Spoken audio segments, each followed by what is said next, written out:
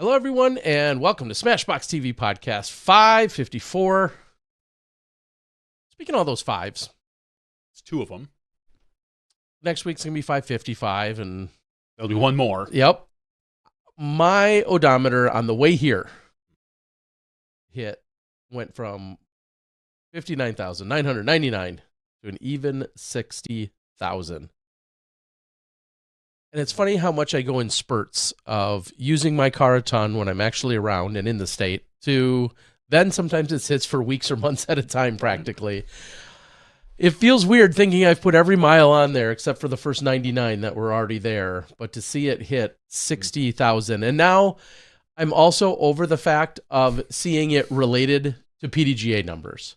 Like when it's beyond as far as you're like, oh, look, there's Johnny's number, 14324. Way to go. Yeah, there's my look, daughter's here's at 40738, or Macbeth's number, or Waisaki's number, or Paige Shoe 33833, or whatever. Can you name a single player over 60,000? Not their full number. And embarrassingly enough, that would even include Kristen. I do not know her PDGA number, but I want to say it's 61,000 and something. I honestly have no clue. So now I'm past the point. The 50,000s were really on the cusp of where I everybody else on the road appreciates that. You're not looking there at the odometer thinking of PDGA numbers like, where are we going? Let me get a picture of this. This is so relevant. 50738. That's my younger daughter's. I'm going to tag her in this picture. Yeah, she really cares. She's so excited. She's been a member since 2011, every single year of the PDGA, and I just looked the other day. She's played in 3 tournaments in the 14 years of her life. She's played 3 tournaments, but every year she gets a membership pack. So we're out there. We're doing our support, and she doesn't care. She may play later in the year. We'll talk about that when Rocky Mountain Women's rolls around. Tonight, special show. We've even planned for. Sometimes we have 2 guests because that's just the way it happens and something unfolds or someone pops in. Tonight, we're planning for 2 guests, and one of them is already in the green room and ready to go. We're first going to have Dave from Disc Golf Dyers Guild talking about some of the sweet stuff that's taking place here on Earth Day and throughout this entire month. We're going to describe a contest. And then after that, a little later, once he's done with having his dinner guests over, we're going to have Dixon Jowers, who many of you heard. A lot of you heard for the first time, maybe ever, which just tells us that you haven't been around that long. I did see some posts like, well, who's this guy on course? He's pretty good. Yeah, like Disc Golf Network should just have him all the time. Yes, and he's so much better looking than Terry. It's like, okay, now I'm gonna get into Then I enter the chat and I start fighting back. Only if they say he's got better hair than you. Yeah, then we know someone. I'm ready for a haircut. Me too. All right, without further ado, our first of 2 guests tonight. He lives just 2 or 3 blocks from me. Maybe that's the scariest part in this forever widening disc golf world. The fact that I've got a guy so talented, so close, way smarter than you, Johnny. Dave Grinsell. How you doing tonight? Hey, guys. Thanks for having me on. He probably doesn't know vMix. I bet he does. I mean, he could probably learn it. He probably uses OBS. Yeah, I use OBS. vMix is kind of more the professional. I'm kind of bootstraps, kind of professional. Have you seen our show? Don't you dare! Don't you dare! Professional. He said it. Those are his words. Our guest said it, Terry. Yes. Yeah. Well, I'm guessing you could jump on board and get up to speed with vMix pretty quickly. Wouldn't be too tough. There's been nights I've thought about having you join, but you often run a podcast at the same time. Another one of you. You run a podcast. Last week you were, for instance. So let's start there. Introduce yourself, where you're from in the world of disc golf, and then we'll talk about some of the things you're doing. But introduce yourself. Yeah, so I'm Dave Grinsell, and if you don't know what the Disc Golf Dyers Guild is, I am the founder of that. And what I want to do is I want to make disc dyeing easy for everybody. And I feel like a lot of your audience doesn't even know what disc dyeing is. And we have a special video that me and Terry filmed the other night that will give you an introduction of disc dyeing. So stay tuned for that on his channel. But yeah, I live probably like a couple blocks away from Terry, which kind of a small world. I think I bought some boxes from him and he hand dropped them off. I'm like, okay, this is kind of cool. Terry Miller, the disc golf guy, Hand deliveries, everybody. Don't Hand feel special. deliveries. Any person within 600 miles. You wouldn't believe how many I'm bringing to Kansas tomorrow. So yeah, we met up, we did some videos, and definitely doing some more exciting stuff with you. But yeah, disc dying, it's very fun, I think, right, Terry? Yeah, it is. It is for you smart, creative people. Some people have seen you or some of your partner in crime. If they've been on the pro tour, let's go there in terms of the Disc Golf Dyers Guild. Last year, out on the Disc Golf Pro Tour, you guys were at literally every single stop. One of the two of you, right?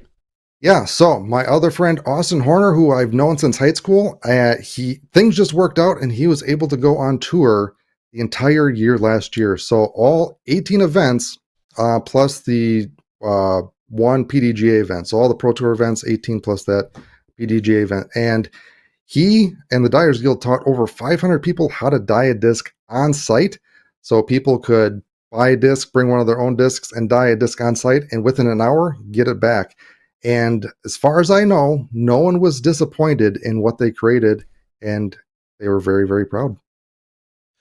Yeah, so the fact that you guys were there and had the setup, had essentially all the tools, the resources, and the knowledge, most importantly, that people could show up. And I think one of the first times I saw it was early in the year when I was on site for the U.S. Women's. That was taking place in Texas at the time. And again, I know you guys were at every event, but I remember seeing you guys there and just thinking like, you're lugging around essentially a lot of stuff, weren't you? Me personally, no, it was Austin. He did a lot of he was the traveling gypsy for the Dyers Guild. And we built a trailer and we just got it done before the first event in Florida. So that was a hoot. So yeah, he was living out of that little trailer that we built and traveled across the country and had luckily no major mishaps, but some things that we had to fix along the way. That's all part of the learning process, we'll call it. Give us a little backstory to the Dyers Guild, and I know you said you want to make it accessible and be a resource, but which is different from when we grew up, I will say. Like when we were younger, the Dyers, the people who knew how to dye discs, it was a very tightly knit group that kept a lot of secrets. There wasn't like, it was just kind of guessed. Like, I guess I just put this in a pan with some dye. I don't know. that was literally, I think, what we knew 20 years ago. Yeah. So, how did you come about with developing the Dyers Guild? Yeah, so I'm relatively new to disc golf. So my friend Austin Horner, during COVID, I got introduced to disc golf again, and every Friday we would go to a different course in Wisconsin, and there's still a lot of courses that we didn't hit. But I was getting sick of shanking my discs and losing them. So I was trying to find a way to mark them to get them back. So the first experience I had with disc dyeing was I dyed my logo on a disc because I assumed who would want to keep this disc that has a giant logo of somebody else's name. So that was my first forte into disc dyeing. And then I started Discs Dyed by Dave, and I started learning disc dyeing from a variety of resources. And I feel like back then, only a few years ago, it sounds like forever ago, I had to pull in all these resources to see, okay, what dyeing technique works, what dye works, what kind of solution or bottles that I need that actually work with dyeing. So I did that for a while. Then I wanted to use all my talents for good. So I do, videography, photography, website, and all that stuff. I'm like, okay, how can I make this easier for other people to get into disc dyeing? And that's kind of where the Dyers Guild came into be. And I wanted it to be a community that everybody can learn off each other and build upon that. And again, try not to have any secrets if possible. So yeah, started the Dyers Guild in August 2022. So it's still relatively new and yeah, very exciting. Are you sometimes, you or just the entire guild, criticized because it's like pulling back it's sharing the magician's secrets a little bit? Like Johnny was just saying, it was a tight-knit community. Sometimes you share, sometimes you didn't. There's probably some, knowledge and deep learning and training that goes into it. Were you at all criticized maybe for sharing what could be valuable secrets? No, not really. I mean, most of the dyers that I talked to were willing to share the secrets, quote unquote. So I have like a podcast that I interviewed like probably 55 dyers, and everybody was really open and willing. As far as I know, I haven't had any open criticism, but just a lot of praise, saying thank you so much for being this resource. You help so much. So yeah. I wonder how much of that is due to things like YouTube now, where it's a lot harder to keep those secrets versus when we were growing up and, we had stone tablets to pass information on, that it was less likely that you're going to get a demonstration and maybe a little bit easier to keep some of those secrets. Plus the sport was smaller. Yeah, I feel like COVID, with the explosion to disc golf, was also the explosion of disc dyeing. A lot of disc dyers came out of there because, just like disc golf, there was nothing else to do. So they were trying to pick up another hobby for that. So yeah, a lot of new disc dyers, which new faces and new, no preconceived notion of what can or can't be done. So they're just hungry for information. Would you say, what were some of the things that you learned from the business perspective as you became a resource, but first you were dyeing yourself, and I would assume you were, I shouldn't assume, I would think or typically assume that you were doing it to maybe make a little bit of money, but I guess not everyone starts that way. What were you learning with the business side of just overall disc dyeing? Yeah, well, for me, I just want to preface that if you get into disc dyeing, there's many reasons why people get into it. Some is money, some is just a creative outlet, and sometimes disc dyeing has actually saved lives. It was a way for them to have an outlet to distract their minds. But for the business side of things, selling dyed discs is hard. You think selling just regular discs is hard. Now try to sell like 5 to 8 hours of time that you put in a disc, and you're selling it for $35. So you're way under minimum wage, and yeah, you're not charging appropriate for their time. So yeah, I wanted to, again, provide all the resources that I could for those people, to help those people out.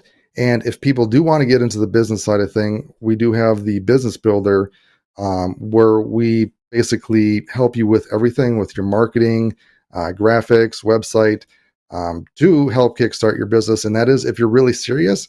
And if you do want to make a living out of this, you really do have to be serious, and you really do have to hustle.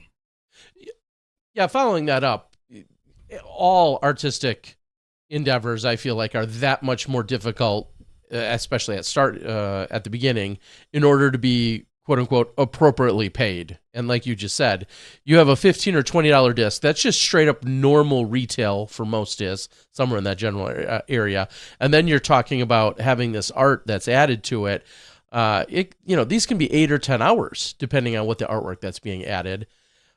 It's got to be tough to get reasonable pricing for something that you want to sell it for and actually let it go. But then also, not a lot of people are like, yeah, I'd love to spend $120 on a disc I'm going to go throw in the woods. Have you helped with some of that balance for people? What have you kind of landed on, if anything? So I'm trying to, in the disc golf dyeing community, to have people sell their discs for what they're technically worth, because it is art. They did make it, and it did take time. Now, it isn't on a canvas that's going to last forever that you can hang up on your wall. It is a disc that people do throw, do lose, and dyed discs do fade over time.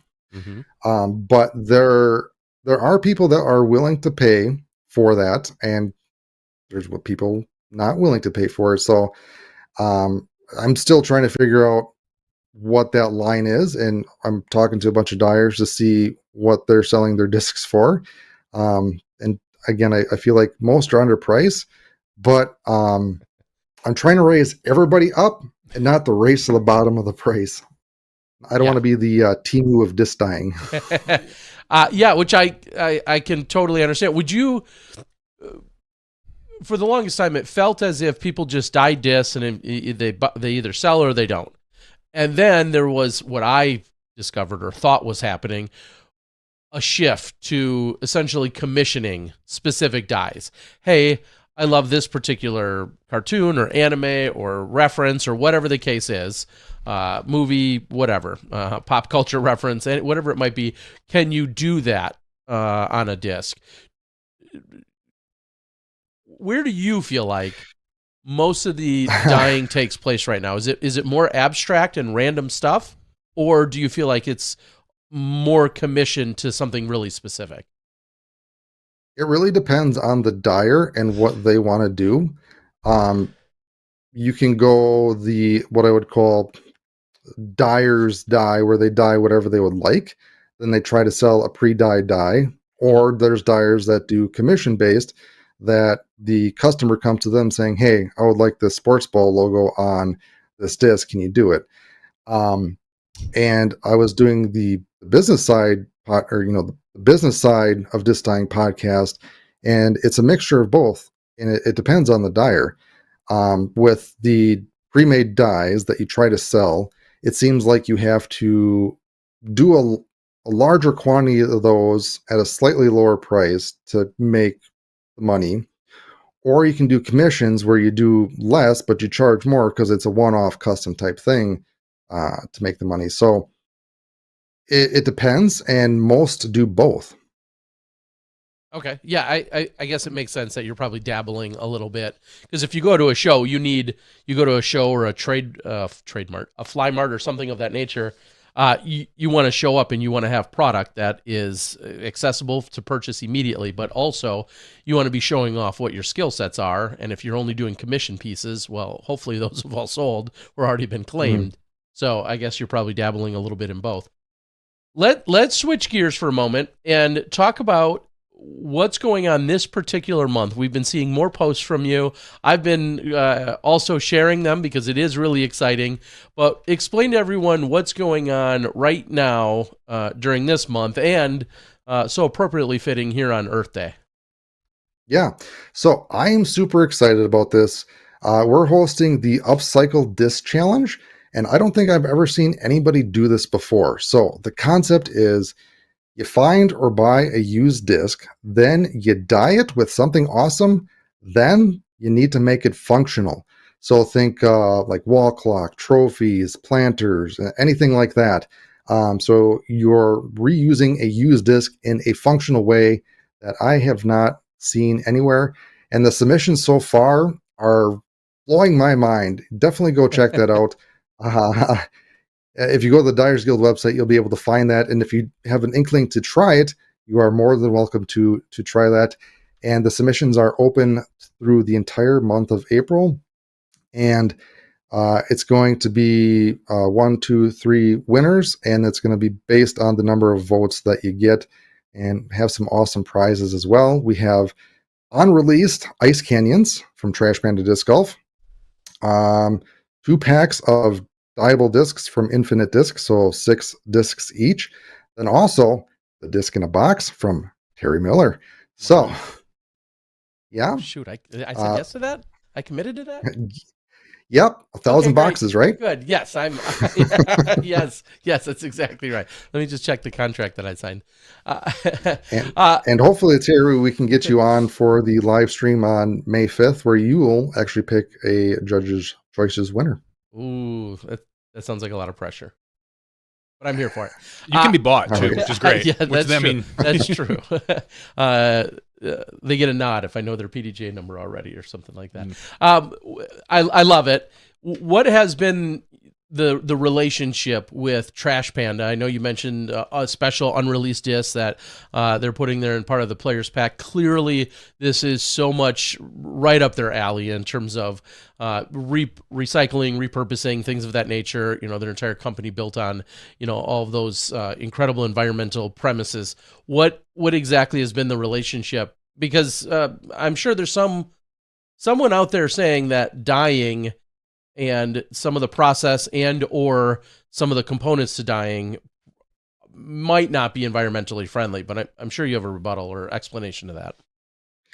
Yeah, there's ways that you can make disc dyeing friendly. We do have a video of all the ways that you can do that.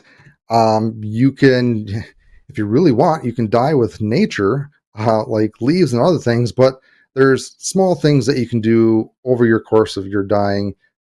So like you can reuse the bed medium multiple times. Again, you can reuse discs and try to use eco-friendly materials rather than kind of one-off things that you throw out every time. So yeah, there's multiple ways that you can make disc dyeing eco-friendly.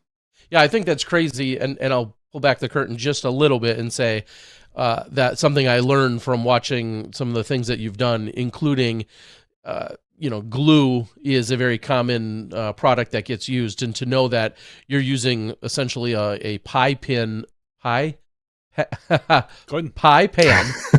Wow, there's a longer story to that. A pie pan full of glue, but then you're essentially able to just pour it back in the bottle and then go ahead and reuse it for your very next project. Things of that nature. I think there's more sustainability than maybe even people realize.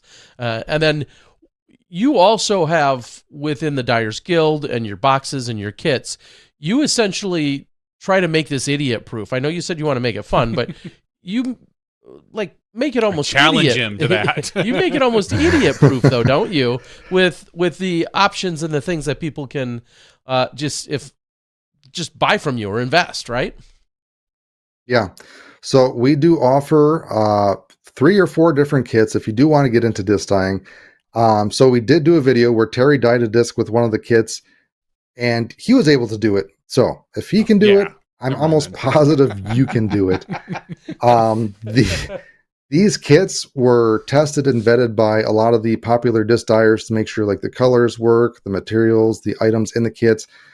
So I guarantee you're not going to find a more comprehensive or better disc dyeing kit and or easy kit, because besides the physical items from the kit, you'll get the how-to videos of how to use that exact kit so you can follow along and create something awesome. I'll follow that up and say, like so many other things within disc golf, including how to putt better, how to gain 50 feet on your drive, all the different tutorials that come in from so many different places, from people who are massively underqualified to people who are more than qualified and everywhere in between. What do you do in terms of coordinating and or finding the resources to point people to? Is that something that you're going with a set, we'll say, playlist of things that you have, and are you pointing to other people, or are you building that out on your own? So the good and bad thing about art is it's subjective, and there's multiple ways to do the same thing. So what I put out there is the combination of what I've heard and personally have done myself from all these dyers to get the best results, the fastest and easiest. Now, is it the right way? Who knows? Maybe, maybe not. But it is one way that you can do it, and I'm by far an expert. I'll admit that. But I listen to experts and I try to translate that and spread the word for that. I know it's kind of a loaded question, but do you feel like you've learned the most from? I mean, you said you just got into this a couple of years ago. You just kind of discovered disc golf in the last few years and then doing dyeing. What's been your greatest resource? Has there been a person or a channel or something else that's been your greatest resource? Yeah, there's been a lot of resources. Want to give a shout out to basically the OG instructor, Bobby from The Difference Is Doing It, T. Diddy. So, hey now. He was there from basically the very beginning, and he did almost every technique that you could imagine. And he was, I believe, the foundation for a lot of dyers. So mad respect for him and for what he did. But there's just a slew of other dyers that I've learned from, like Joey's Fly Dyes, Ugly Hand Dyes, Dyes by Red. Yeah, there's too many to list, and if I didn't say your name, I apologize. Yeah, and I think about, you were talking about getting boxes from me a while ago. There's 3 or 4 others right in the Milwaukee, area that all do some form of dyeing, that also then ship their disc using my boxes, which I'm happy for the business, but it's just awesome within our our little area that I know 3 or 4 other additional dyers that are out there, creating stuff just about every single week or every single day. Some doing it on a very full-time basis, and some doing it more so on a casual commission basis. But just this community alone has so many opportunities. Is after being on the road last year and you guys taking the show on the road, so to speak, is there a plan or just special instances or scenarios where you see yourself getting back out there and being able to physically do shows in front of people or with people, so to speak? Yeah. So last year, the stars aligned for everything for Austin to actually be at all these events. This year, things didn't work out as well as they were, but we're going to be at a few events this year, and that is going to be the Preserve, Ledgestone, Idlewild, Great Lakes Disc Open. Then we'll have a representative at the Pro Tour Championship, and maybe the other one down in that area, and potentially MVP Open. We'll see. Okay, so as you just said, geographically, I'm thinking most of those are within about a 6-hour drive of the Milwaukee area, and then a couple others that are probably just on the bucket list. I think of MVP, that might be a 14-hour drive, but it's special consideration for the environment and the atmosphere that is what we all know as Maple Hill. So that makes perfect sense. Absolutely. Is there a place, switching gears from dyeing the disc to actually being out there and throwing, with what you consume, assuming you're not dyeing or playing, with what you consume, are there a couple of courses on your personal bucket list that you have to get to? What's the one up north? Sandy Hill? No, Sandy Point. Yeah, that one. Definitely want to head up there. I think Eagles Crossing and MVP. Okay. What MVP? Yeah. Yeah, Maple Hill yep, basically. Yeah, for the MVP Open. Yes. Yeah, no, those all make a pretty good solid list right there in terms of places to go. Anything local? If somebody is in the Milwaukee, general, metro Milwaukee area, northern Illinois, that kind of, is there anything that you're doing here or have in the works that you might be doing on a more local scale? As far as playing courses, Sussex is my local one. But if I did have to go out, there would probably be 2 courses. That one would be Dredska, and the other would be Alpine, which is a newer course that opened up on the ski hill. Mm-hmm. A lot of fun there, and in that general area, the Tri-Foxes as well. Yeah. How about locally in terms of dyeing opportunities? Having something of that nature, having a what's the word not tutorial? What's the word I'm looking for? Just a class. Yeah, like a class, like an expo, like expo class, demonstration. Those are all the types of words I'm looking for. So we are having a class this Saturday at Ace Time. So if you want to learn how to dye a disc in person, go check out the disc golf scene, and you should be able to find that class. So I think it's from 11 to 2, and you can learn how to dye your own disc. Okay. And Ace Time, for those who may not be familiar, down on the south side of Milwaukee, the Oak Creek, Abendschein course area in that general vicinity is where you're looking at. I'm not sure if the address is technically South Milwaukee or Oak Creek, but it's in that neighborhood. Mm-hmm. Getting a little technical, are there discs, there clearly have to be, that are better for dyeing? So if somebody is like, hey, I want to practice disc dyeing. I got, 6 or 7 discs here. Which one do I use? Is there a better plastic? Is there a better mold? I guess not mold, probably wouldn't matter too much, but material. I know somebody on the board asks, have you ever tried to do the rubber discs? Maybe like the Blowfly or even the old Vibram discs. Yeah. So there are plastics that are better for disc dyeing than others. So we do have a dye acceptability chart on the Dyers Guild website. So you can go check that out if you have a specific plastic in mind. But the rule of thumb is star-like plastic is best. So if it is shiny and glossy, it should most likely work. Once it starts getting a little bit tackier and rubbier, and especially like the based harder plastics, those don't take dye as well. Yeah. So Star-like premium, so Star, Neutron, stuff like that works best.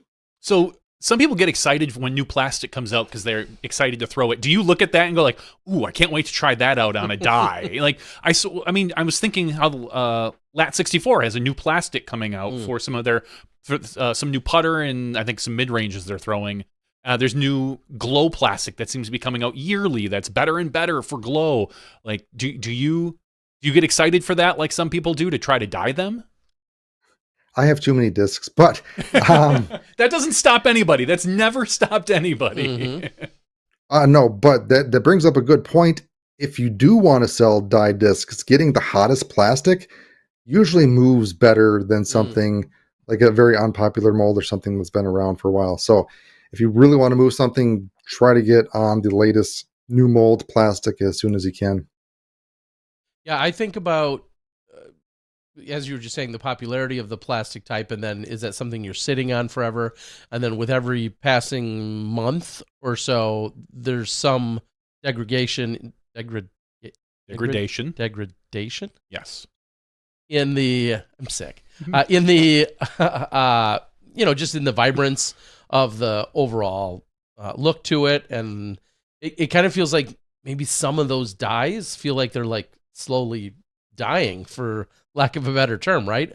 As they fade somewhat. Yeah. Is there any good way to either revive that or repurpose or start? Well, can you start from scratch? I would think, do they lose their vibrance because of the sun? So if I dye a disc and put it down here on my wall where it doesn't get much sunlight, I'm assuming it's going to hold its colors better. Is that fair to say?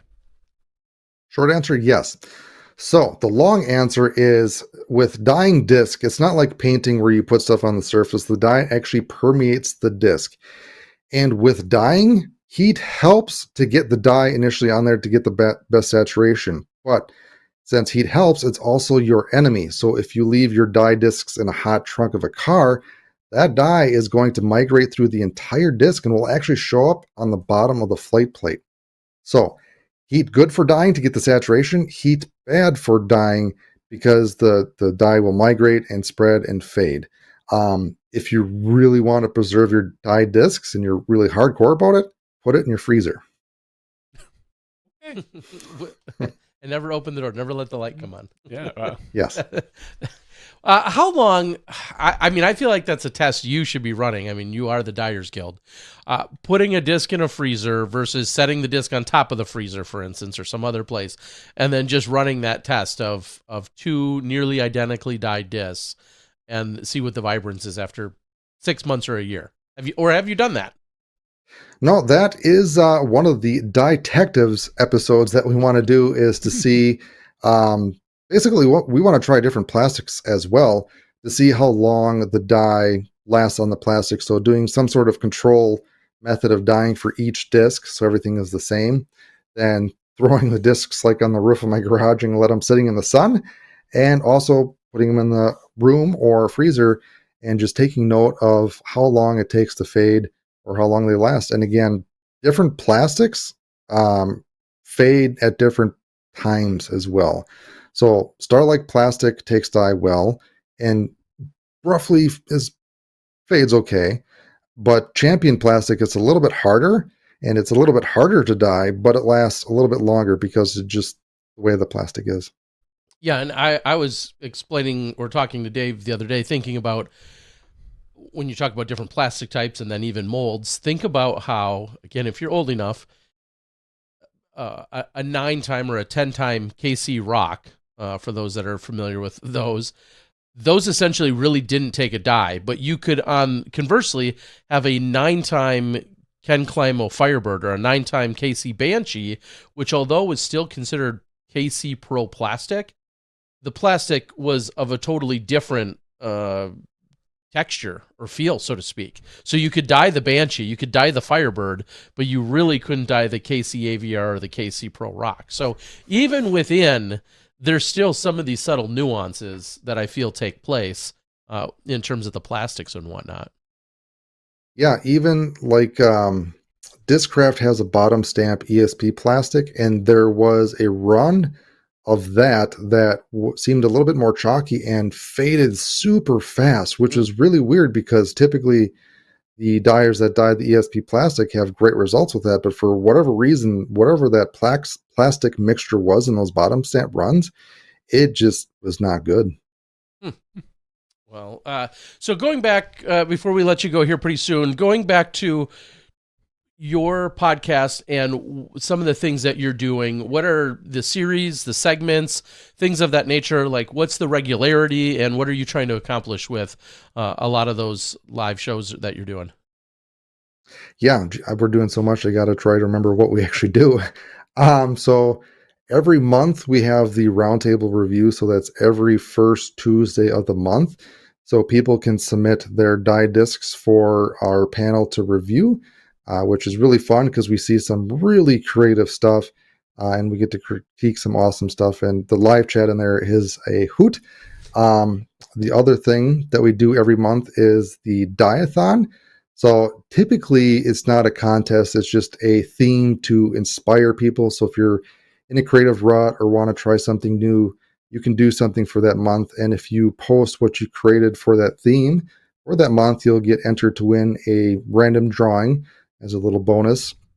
Then every middle of the month, I do my take on that. And I did mine last Tuesday, but I just posted a video for my version of the Upcycle Disc Challenge, and I made guitar picks from the disc. And thank you, Terry. A very great idea. I can't take credit for that. Really? And what I'm doing... I had a good idea once. Yeah. I may go down in history as one good idea in disc golf.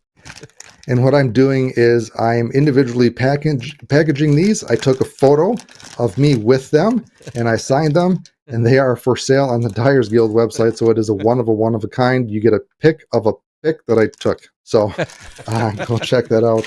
And it's not a disc pick, though. No. You're not giving out any disc picks. It's not sending out random disc picks. No, good idea. All right. So, yep. Awesome. Well, that is, it sounds like there's a ton of resources. I linked to your website. I put that already in the chat. We can hopefully remember to put that in the description of the video later too. But YouTube, Instagram, what are some of your go-tos, and your website, which I feel like you populate more frequently and more usefully than like 99% of most other websites I see in disc golf. But what's kind of your media attack or angle that your plan? Yes. Everything. So all of it is what I can. So you can go visit the website at dyersguild.co, not com.co, and you can check out there. You probably can stay there for a while to browse a bunch of different things. But I guess if I had to pick a platform, that would be Instagram. So definitely go check out Instagram, and the handle is dyersguild.co as well. YouTube, same thing. TikToks, all that good happy stuff. Dare I ask, and I know your website has so many great nuggets of information, and it's probably the single best resource for all dying. But dare I ask, if you had to give somebody just one die-related tip, and it could be anything at all, generic or really specific, but if you had one disc dying related tip, what's the go-to tip that you have to give first? I would say just do it. It's not going to be perfect your first time. Just like disc golf, it takes practice. And the first thing you need to do is just get started, and don't be afraid to mess up, because you will mess up. So just do it. Nike swoosh. Wow. Yeah. Going right to the copyright. Somebody asked on the board, Doc Zen said, does dyeing a disc ever make it illegal because it then becomes too heavy? What's the max weight gain for dye? I'll just generically ask, is there a detectable, noticeable difference if a dye is really, I was going to say is a ton of coverage on the disc? Are you ever weighing those and noticing any kind of difference? With the scale that I have, which goes down pretty far, I have not noticed a difference. Is there a difference? Probably. I mean, just ever so slightly. Yeah, but Perceivable? No. Is it PDGA legal? Yes. Will they catch you for whatever reason? Almost guaranteed no. No, it doesn't. Well, it doesn't add thickness. We know that because you said it permeates into the disc. So we know that part actually passes PDGA. And if you're saying that it doesn't add any noticeable weight, then even a max 180 gram disc isn't going to go up to 181. It's just not going to happen. No. So, yeah. Mm. And even if it did, I think the allowance within PDGA standards gets you above 180 in the first place. So even if you somehow did go from 180 point something to 181 point something, you're probably still going to be within the variance that would be technically allowed, regardless. Do you pay any attention to technical standards? Do you get into the weeds with some of the specs and the details within DIS because here you are so intimately involved with them? Kind of. I've learned a lot about different types of disc plastic because I was very curious about that. But I'm also very interested in the different types of dye and the technical aspects of that and what additives you can add to dye to make it get better saturation, better dye. So always tinkering around with all that nerdy stuff. Does the dye and the way you do the dyeing, does it change the disc's characteristics? Does it make it flatter? You're saying you're heating it up. I know there are some domier discs that maybe it's like I'm just thinking if I have a really domy disc and I'm like, oh, this would be really cool to have it dyed, is it going to change the characteristics of the disc? Potentially. So I did just a small test, but I want to do a full detectives episode on that to see, does disc dyeing actually change the flight of a disc? There are certain methods that can. One method is called hot dipping. So basically you're putting the disc in a nearly boiling vat of water to get the stencil or the dye in there.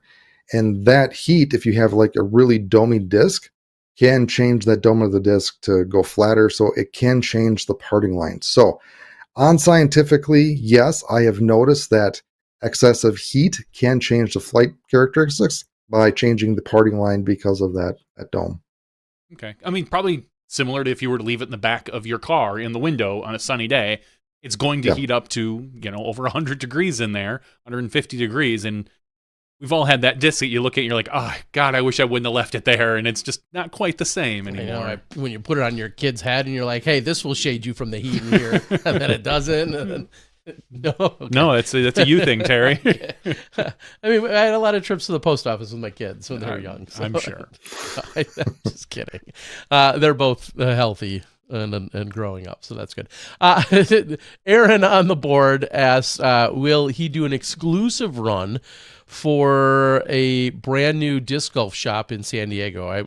I'm just going to extrapolate and assume he means, hey, would you do a certain particular set of dies, or commission maybe branded logo dies or whatever of theirs? Is that something that you would be up for, or is that something you would maybe point to another dyer within your Rolodex? Yeah, so I honestly haven't dyed a whole lot of discs. I'm so busy running the Dyers Guild. But if someone does come and request for that, I do have a vast Rolodex of dyers. So if someone does come and request, the first thing I go is like, hey, where are you located? To see if I can actually find a local dyer. I'm just trying to think of a dyer in that area, but nothing comes to mind off the top of my head. There's got to be just like your detectives, there's got to be a million puns that just probably never That's where Terry never get old. Goes I mean, it feels like a whole new world for me to possibly fall into just for the entertainment purposes. So you guys have a kind of beginner's how-to package. My question for you is, what does the high-end package look like when you really get into this? So let's say it's something that you're like, this is for me. I can express my creativity. What are some of the more expensive tools that you particularly use, or maybe you don't use expensive ones, but you're looking at them and going like, man, would I love to have something like that? Is there something along the technology side? I tend to always look at the high end of things because I always want the biggest and the best. I hate, like, I'm like, I could settle with this, but if I really like it, I'm just going to go with this anyway. So what is the Wow. I know. So what is like the high end stuff. What are the high-end tools? Well, so the gold kit is the kit that I recommend that has everything that you need for the most part. And if I just had the gold kit, I would be completely satisfied with that. Now, there's other things that I cannot fit in a box that I would like to have on there. Mhm. Again, like I said before, with heat, getting some sort of heat. And what I use and recommend to everybody is getting a dehydrator.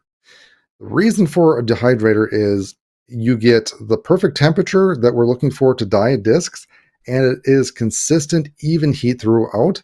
And it also has a timer on there that you can set, so if you forget, you're not going to burn your house down. You can get heat lamps, but inherent issues with that, again, you could burn your house down. Inconsistent heating or a seed mat.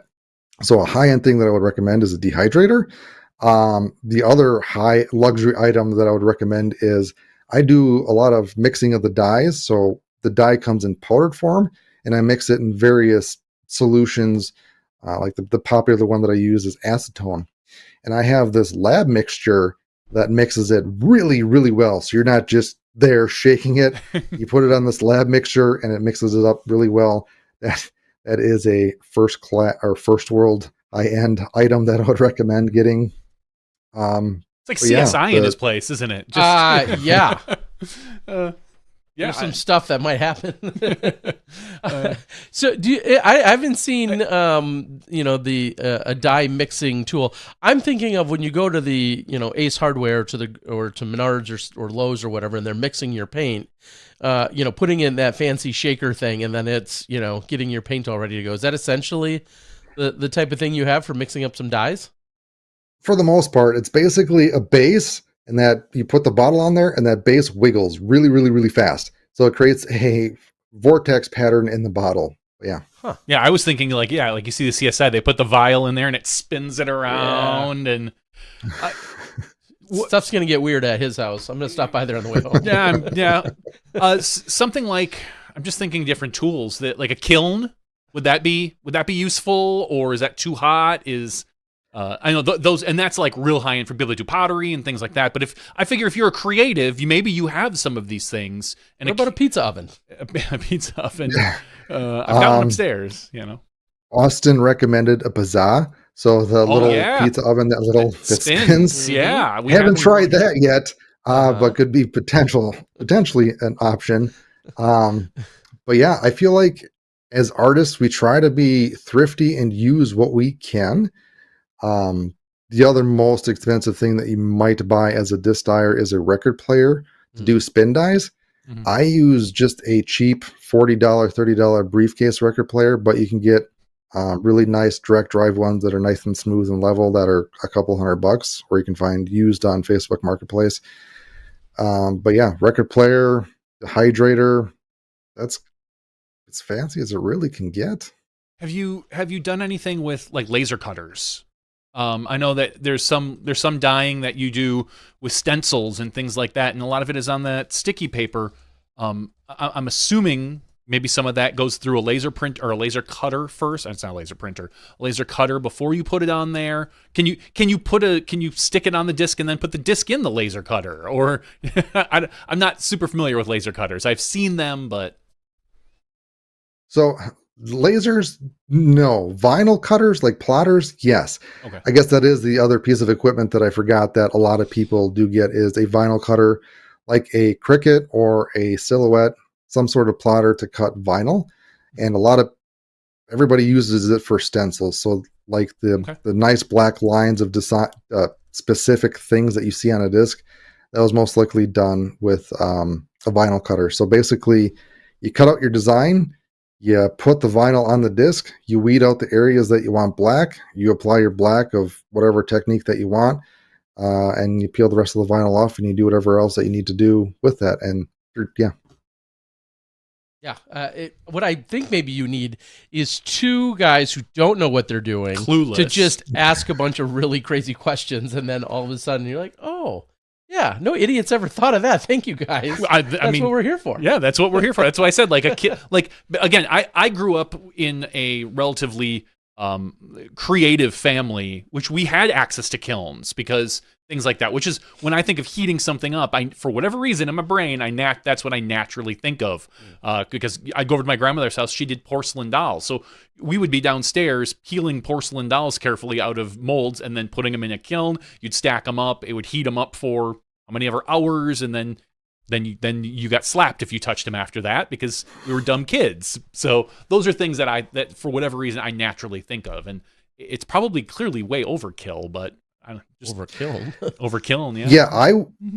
So heat is good. I would highly recommend not using your oven for multiple reasons. Yeah. One, don't use the same space that you make food to dye your disc because the chemicals. Two, you can forget about it, or your partner may not know that it's in there and preheat it and it can melt. I've actually seen that happen. So please don't use your oven. Okay. Yeah, fair enough. There should be a list of pre-approved tools and machines that yay or nay. Maybe you could add that to the site as a disclaimer. But all right, Dave, we're going to start to cut you loose here officially. I want you to, again, though, give us the highlights of the challenge and the contest that's taking place this week, in case somebody is just jumping in. Yeah, so we're doing the Upcycle Disc Challenge, and that is where you find or buy a used disc, dye it into something awesome, then make it functional. Think like a wall clock, trophies, planter, or even a guitar pick. And post your entry on Instagram. So basically, you just create a post on your account, make sure your account is public, and use the hashtag Dyers Guild 2025 Earth Day something. I can't remember offhand, but you'll be able to find it, and you'll automatically get entered to win some amazing prizes, such as an Ice Canyon from Trash Panda, infinite discs, Dyer discs that you can get, as well as the disc in a box. Sweet. So yeah, that runs April, and winners will be chosen probably May 5th or 6th. Yeah, I was just going to say, is we're just about 1 week left. I know I've already seen on your Instagram and some other things that there's been at least a dozen submissions or more, and a lot of creative stuff. Like you said, that's obviously the whole point, but a lot of creative stuff. And I'm excited to see what else continues to come in. And then if you want my input come May 5th, that's a Monday night, I'm excited to take a look at what ultimately is submitted by the end of the month. So get your submissions in by the end of April, and you can be included and possibly win some cool stuff. So, Dave, I want to thank you for joining us. It's been a pleasure and an honor to work with you. People are going to see some aspects of my overall branding and media get an uptick, and they'll know then that it's you, or I'm telling them now that it's you that's doing a lot of that assisting. So I really appreciate it. And I know you're doing phenomenal work with the Dyers Guild and beyond. And so it'll be awesome to point more people to you as a resource, not just for dyeing, but like you said, for some of those other media necessities and or website business development, things of that nature. I know you're all more than qualified in that realm as well. So for everyone that's looking for a face name, I'll be recommending quite a bit. This is Dave who's getting the work done, and I really appreciate you joining us tonight. Yeah, thank you very much. It's actually weird being the guest on a podcast. Usually I'm the one asking the questions. So yeah. How do you feel like it went? How did it go then? I mean, it does feel weird. I think it went really well. I feel like I should have asked more questions, but that works. No, you did great. And everybody can find on your channel, again, the frequency a couple times a month. We're seeing stuff, and then you're posting also on Instagram for when you have additional videos, tutorials, things of that nature. And like you said, you teased it out. I may have dyed a disc, and you did all the hard work of editing that video together. I'm looking forward to releasing that in the next week or two as well. So the world can see how good of a teacher Dave is and how big of an idiot I am. It'll be fun. All right, pal. Thanks. Have a good night, and maybe we'll stop by and have a barrel-aged stout soon. We'll see you soon. All right. Take care. Good night. Good night. I'm honored to say that I introduced him to some Dragon's Milk Triple Mash last week, which you're the is worst. One of my favorite barrel-aged stouts, and More recently, he may have even also picked himself up some Three Sheeps barrel-aged, double-barrel-aged stout. Double barrel, yeah. Whew. Good stuff. So I'm glad he's found it and he's enjoying one right now. Dogson asks, "Can I use the blood of my enemies as a dye?" Well, check his site. There's, I'm sure someone has done some blood dyes. There may be some of that out there. All right. What I'm going to do is send a note over to one Dixon Jowers. He has graciously said that he's also ready to go, so we'll be able to catch up with him. I've got to send him a link. It'll be just a moment. We'll be able to get him over here on the show. Man, getting at it tonight. Anything? Doc says it's almost time for the best segment, JVD's Tournament Corner. My tournaments, where I play tournaments, that's 2 weeks away. That's 2 weekends away. So while I get things going here, you describe this pre-tournament regimen that you're currently deeply in. It's 2 weeks away. I mean, you're mid-training season. No, training season doesn't start until Friday before the event. Okay. So I've got my bag out. It's right here. So that's a start. It hasn't left the house yet. But ultimately, yeah, training season will start Friday when we probably drive up.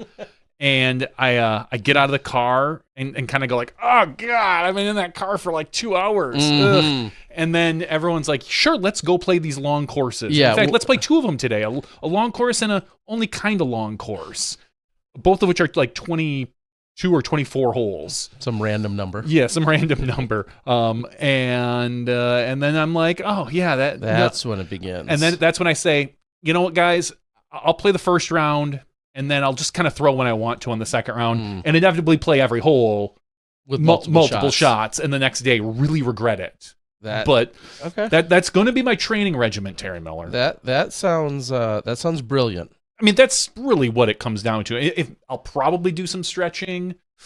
We'll see. But that's, again, we got 2 weeks before I need to worry about that. Yeah, next week you can give the update as to being just a few days out from almost starting. Getting ready. I'm thinking about starting. Okay.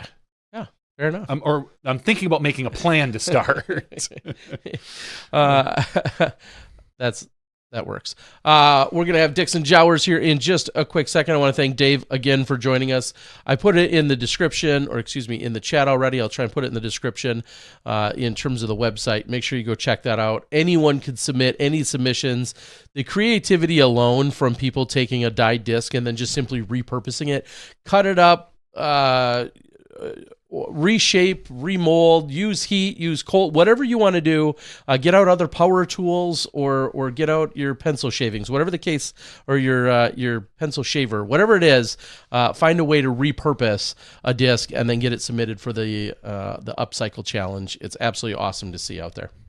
With that being said, the man with the magic voice. Yeah, the man with the metaphors. The man with the metaphors. That's whatever. Yeah. Dixon Jowers joining us. Hey. Yeah, there, buddy. Dixon. Welcome. How you doing?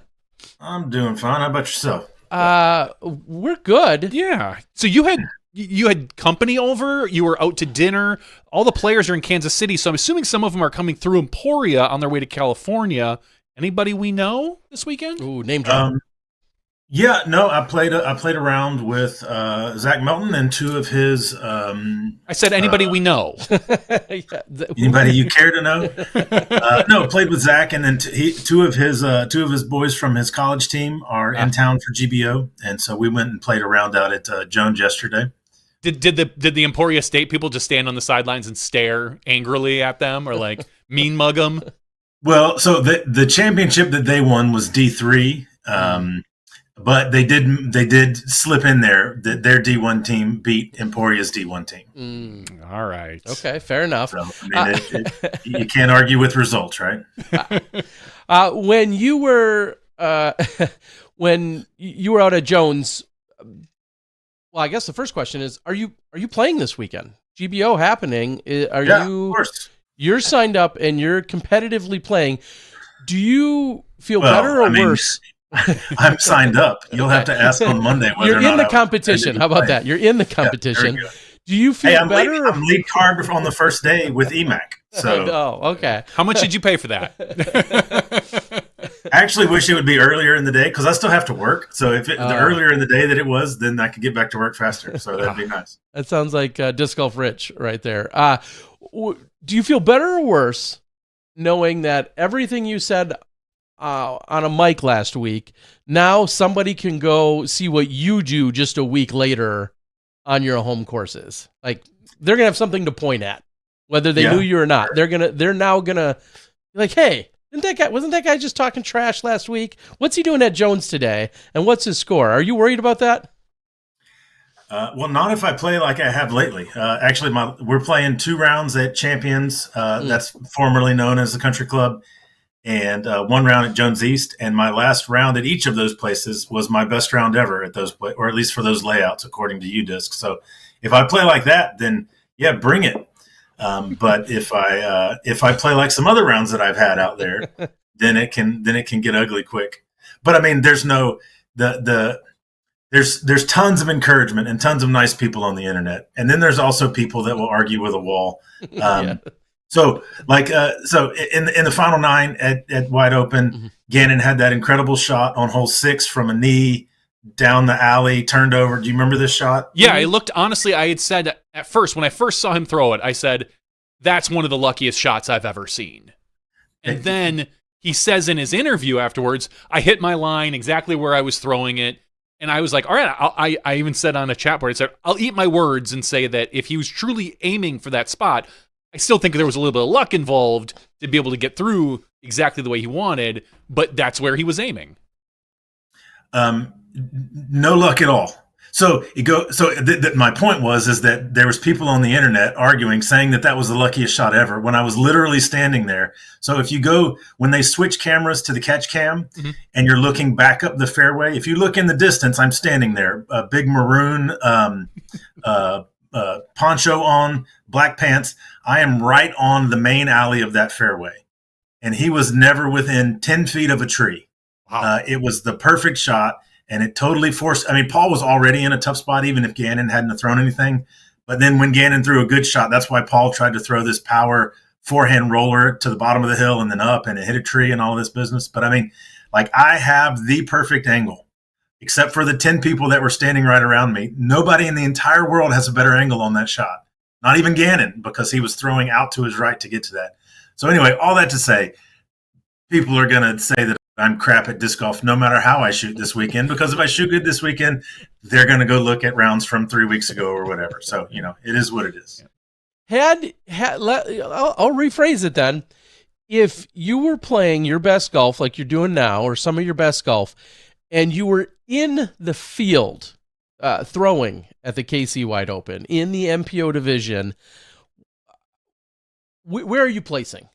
Roughly, where are you in the standings if you're playing some of your best golf? My only hope is for so my first tournament was May of '99. I mean, there's just plenty of holes out there that I can't even sniff where those got landing. My hope out there is that I would play things smarter, like that I wouldn't be able to get the birdie, and so I wouldn't even try for the birdie, and maybe that would save me some problems. I didn't play the MPO layout. Last weekend, I went up there to play the FPO layout. I shot a 6 down on that, and Holland set the new course record at an 8. So, whatever that would, however you want to try to transpose that from FPO to MPO. But I mean, I would hope, like, if I was playing great, I would hope to be last cash at a Pro Tour event. I think that's realistic. I mean, there's no cracking top 10s or anything like that. I could shoot one great round, but I doubt I'm going to shoot 3 or 2.5, however many it ends up being. Well, that kind of sets up the idea that because we have a lot of newer viewers on the Disc Golf Network, there's some people that maybe aren't familiar with the podcast you've done, aren't familiar with insights that you've had many years ago on SmashBoxx and or within your own Facebook page. So I'm trying to set up that you're a good golfer. You've been a golfer. You've been around for a long time. Was there anything that surprised you about being on the scene in such a larger spotlight here in 2025? I mean, I think the development of everybody's forehand is pretty incredible. That, you know, I mean, when I first started, you absolutely did not need one. And we used to make fun of people that threw it because it's like, oh, well, you can't throw it with your backhand. You got to come up with this, you know. But we also used to make fun of people that carried bags, you know. So it's come a long way. But I mean, if you had a forehand back when I started, you had zero backhand to go with it. And then, you know, over the last maybe 15 years ago, I mean, if you think about when Paul started, like when Paul started winning, you know, 2012, like there weren't still very many forehands on tour. And now you just can't hardly compete without a forehand. Some pretty above average Anheuser control with your backhand, because the courses are getting to the point where only the forehand is going to work. Like they're intentionally designing things to where the turnover backhand won't solve the problem, because I think designers are trying to take away certain things and force certain things. And it's gotten to the point where you have to have multiple different shots, or you're not going to be able to hang with somebody like Gannon or AB that can throw 400-foot forehands as well as, you know, obviously 600-foot drives. Yeah, and just to, again, put this fully in perspective, I'm sure you know, but here's some trivia. Your highest rating ever was? Like highest rated round or highest rating? No, your highest ever official rating. I don't know, 10-15 or something like that? Close, 10-13. Okay. And that was back in 2010. And so all of that to say, you know how to golf. And I think there's a lot of people that just because they may not know you as a regular contributor on the network and or haven't seen you in your heyday, you know, or necessarily playing against you or seeing you on coverage at events, there's oftentimes a dismissal that happens, which of course I think is silly. You know, people either know golf or they don't, regardless sometimes of how they've ever played or how many tournaments they've won or not. But I'm 3 for 3 this year in my tournaments. But if you go look at them, so it's 3 one-day, 2-round tournaments, and I think my first rounds are averaging 950, and my second rounds are averaging like 1010 or something like that. Like 3 terrible first rounds, 3 great second rounds is what I've done so far this year. So you're getting it figured out. Yeah. As Terry mentioned, you're not a rookie when it comes to the broadcasts. You were on SmashBoxx. You did a lot of the DDO coverage. I'm trying to recall, is this the first time you've been on course? Because you... No, I did the Illinois Worlds. I was on course commentator for that in 2019, I think. Okay. I honestly couldn't remember, because I always remember you in the booth with, you know, either Terry or Robert or, you know, whomever. I was trying to rack my brain to see if you've done on course before. So yeah, Terry and I did the booth commentary for most of he was there for all of the 2018 season, and I think I started on maybe like the 3rd tournament or something of the tour and did the rest of the year. And then that was when it was sold from Steve to like to the new ownership group. I don't know if Spring came in at that point or whoever bought it. And I was told my services were no longer needed at that point. A lot of people got told that. I was really surprised that they called me this year. I mean, because it was totally out of the blue. It wasn't like anybody said, "Hey, we're thinking about doing this. What do you think?" I mean, there's been no conversation about me doing any commentary since that time at the beginning of 2019. And then I think it was you guys called me to see if I would do the on-course commentary for Worlds in 2019. And then there was something that happened. Me and Robert did the Idlewild coverage one time in 2019 because it was like everybody got sick or I don't know, something happened. And we did that. But it's been since then since I've done anything Pro Tour related. So it's Robert's fault. Robert got you guys banned somehow back then and and you unfortunately got paired up with it. I'm sorry. Yeah, I mean, that's why he is out of my disc golf life. We are playing a pickleball tournament together here in a couple months, so I'm still holding on to him for that. But yeah, no more disc golf. Actually, since he's moved away from here, I bet he's probably played 3 rounds of disc golf in the last 2.5 years or 3 years, whatever it is. So sad, as some of the guys that have been around doing so much. I think back to some of the early days also.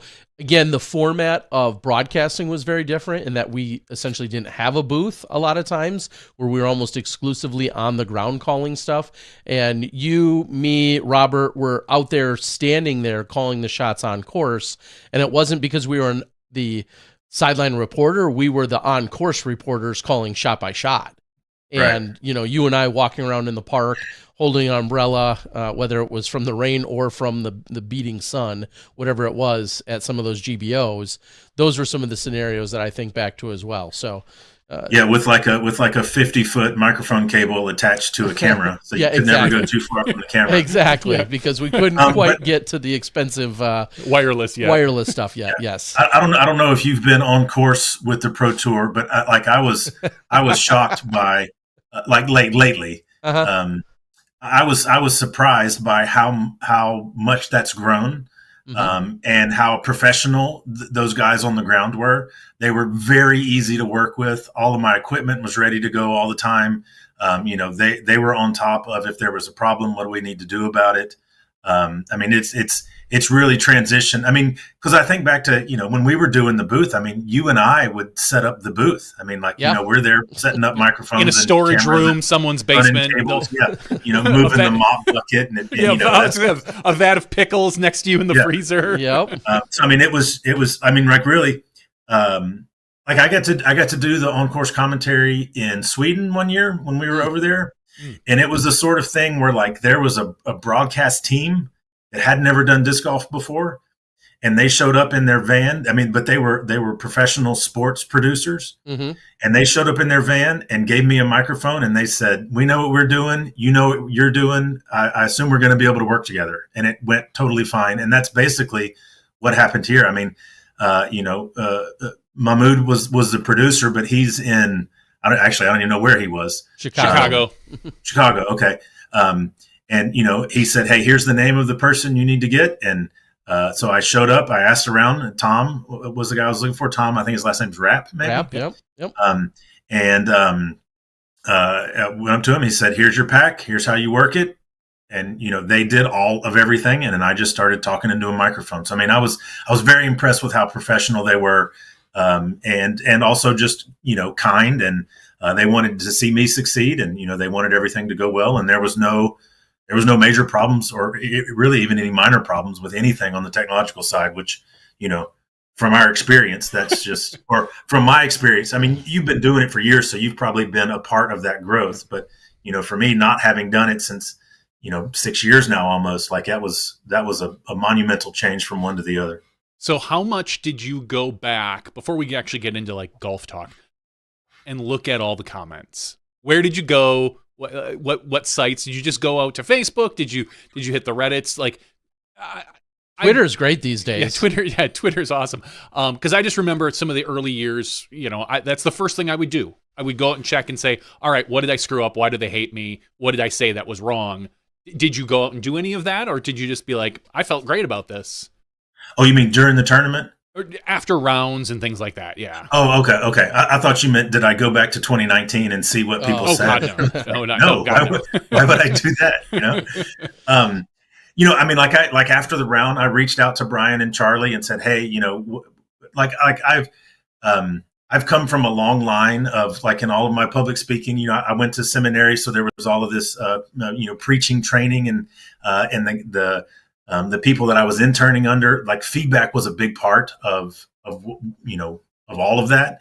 And so I'm very used to asking for feedback. And if I don't get any, then I don't like it at all. I even want to hear stuff. I mean, I can pull my phone and show you some text conversations that I had with friends saying, "Hey, honestly, what did you think? What do I need to improve on?" So, I mean, I look for that sort of stuff. I saw things on Facebook of people that were tagging me in things. I don't really know a lot about Reddit. I mean, I saw a little bit on Reddit, but I I don't hang out on Reddit, and so I'm not the same thing with X and Instagram. Like I'm aware that those things are out there, but I don't really interact with them at all. So, I mean, I've seen some things. I have no idea if there's, giant conversations going of, fire the people that decided to bring this Yahoo on or what. And if that is, then you don't even need to tell me that because, hey, I'm doing just fine right now. No. Well, I won't tell you about those threads. No, yeah. Overall, Okay, I'll fine, say that yeah. everything that I saw was positive. And a lot of people who obviously don't remember you, a lot of people who, are newer to the sport, they're the COVID kids and don't understand the history with it. But overall, you were very well received, which begs my next question of, has there been any talks about having you back or in the future? I know this was more of a surprise than anything else for this weekend a few months ago or whenever that number was. Are you scheduled for anything else? And do you plan on doing anything else? Would you like to do other things? I mean, not scheduled for anything else. I mean, I did reach out. So Mo, the producer, he actually wasn't producing on Sunday because he was flying out to go run the Boston Marathon, which like just the thought of that makes me tired. He ran it in under 3 hours, by the way. 2:54, I think I said. That's like... I don't get it either. He's dumb. I hope he listens. Vegas couldn't put an over under on how long it would take me to go 26 miles. I mean, that number is unresearching. Mo knows I love him, and he knows that I will call him the stupidest man alive for running a marathon, and he'll agree that he's stupid for doing it. He took a picture today of his stairs saying these are the worst things in the world right now. He lives on like a second floor, and he's like, they're horrible because he has to walk up and down them. I mean, if you tell me to go play Ultimate for 3 hours or go play basketball for 3 hours, I absolutely will, and I'll do fine. But if you tell me to go running for the sake of running, like I won't make the lap of my block. Like I bet I haven't run 26 miles just for the sake of running. I mean, in a total of years. Like just that idea blows me away. The idea that the Ironman triathlon exists at all is just. That's why I do ultra. That's wwhy I do ultra running. Yeah, I like to get those 100. I don't even really know what that is, but if you put ultra in front of running, that doesn't sound like anything that I'm interested in. I saw a great line today that said, "I'm interested in buns of steel, but I'm also interested in buns of cinnamon," and like that. That hits home. That hits hard for me. Yes. So anyway, I haven't. So anyway, Mo wasn't doing it on Sundays. To get back to the point, Juha Kuta from overseas was doing. He's going to be producing some of the European stuff. So anyway, I sent an email to Mo afterwards, just saying, hey, I enjoyed doing this. Thanks for bringing me in. Your guys were super professional. And if you have any feedback for me. So he said, hey, we had a great time. Maybe when we're back in the Midwest, we'll talk about doing something else. But I mean, that's the extent of it so far. And like, I have a hard time believing that everything's positive. There's negative out there somewhere, certainly. So I don't want to just, I don't want to walk around, accepting the thrown roses and put a laurel on or anything. I'm sure somebody hates the way you say the name Gannon or something dumb, like the worst thing the stupidest thing in the world. Like I don't like the frames of his glasses or something dumb, Hey, these are new glasses. Yeah, I need new glasses too, but I'm just saying, there's always something. At least I can pronounce Cadence's name, unlike some other commentators this weekend. I didn't know there was. I didn't hear of a debate. I missed that. Uh-oh. No, did Brian somebody slip into Candace? He said Candace like 4 times in about a 5-minute thing. And so I texted him and I was like, Cadence. And he was like, I don't know why I do this. I don't even know anybody named Candace. Yeah, but and so he even said it. I think it was around hole 18. I don't know which round. Well, I guess it was probably the last round. Somewhere on the live around hole 18, maybe when they're walking up the fairway, he says, hey, I want to apologize to Cadence because I said her name wrong a couple of times. As soon as it comes out of his mouth, he knows it. Yeah. The big critique that I have for myself is I know I say and ah too much, and I hear it as soon as it comes out, but I never predict it, and so I haven't developed the ability to stop that yet. And I mean, I graduated seminary in 2003, and that was written on the notes back then, and I still haven't figured out in the last 22 years how to solve that problem. I think true story, when you started up your podcast years ago and you were doing it regularly, I think I even told you at that one point, I said, I love your podcast. I love everything you're doing, the format. I'm like, you might want to trim out some of the ums, is all I think I remember saying. I said, I love it though. In general, it's a phenomenal podcast. Any thoughts on reviving the podcast, or is that kind of just you're not in it the way you used to be? I mean, I'm not in it the way I used to be, but part of that was because since I had stopped doing anything live in 2019, like all of the relationships that I had built up with the players was gone, and there's this whole crop of new players that are towards the top, and I just didn't know a lot of them, and I wasn't connected to them in the same way. But I mean, getting to meet a lot of them out there this weekend was nice. Like, I mean, as far as like the people that were on, obviously I didn't follow most of the cards out there. I would follow the chase card basically until they teed off on 3, and then I would go back over to the lead card and follow that the rest of the round. But, I got opportunities to the newer players that were on those cards to go meet them and introduce myself. And then also, like, one of the things I enjoyed about this was getting to see all of those guys that, I had relationships with that I haven't seen in a while, either because they didn't play GBO or DDO the last couple of times or whatever. So that was fun to get to go do that again. So I don't know. I mean, there's people that reach in or reach out all the time to say, hey, you're going to start the podcast again. There's a guy, like, the podcast Facebook page is still pretty active. And there's a guy that frequently on there will be like, it's been 947 days since the last podcast. Like, he tells me all the time how long it's been, but I don't know.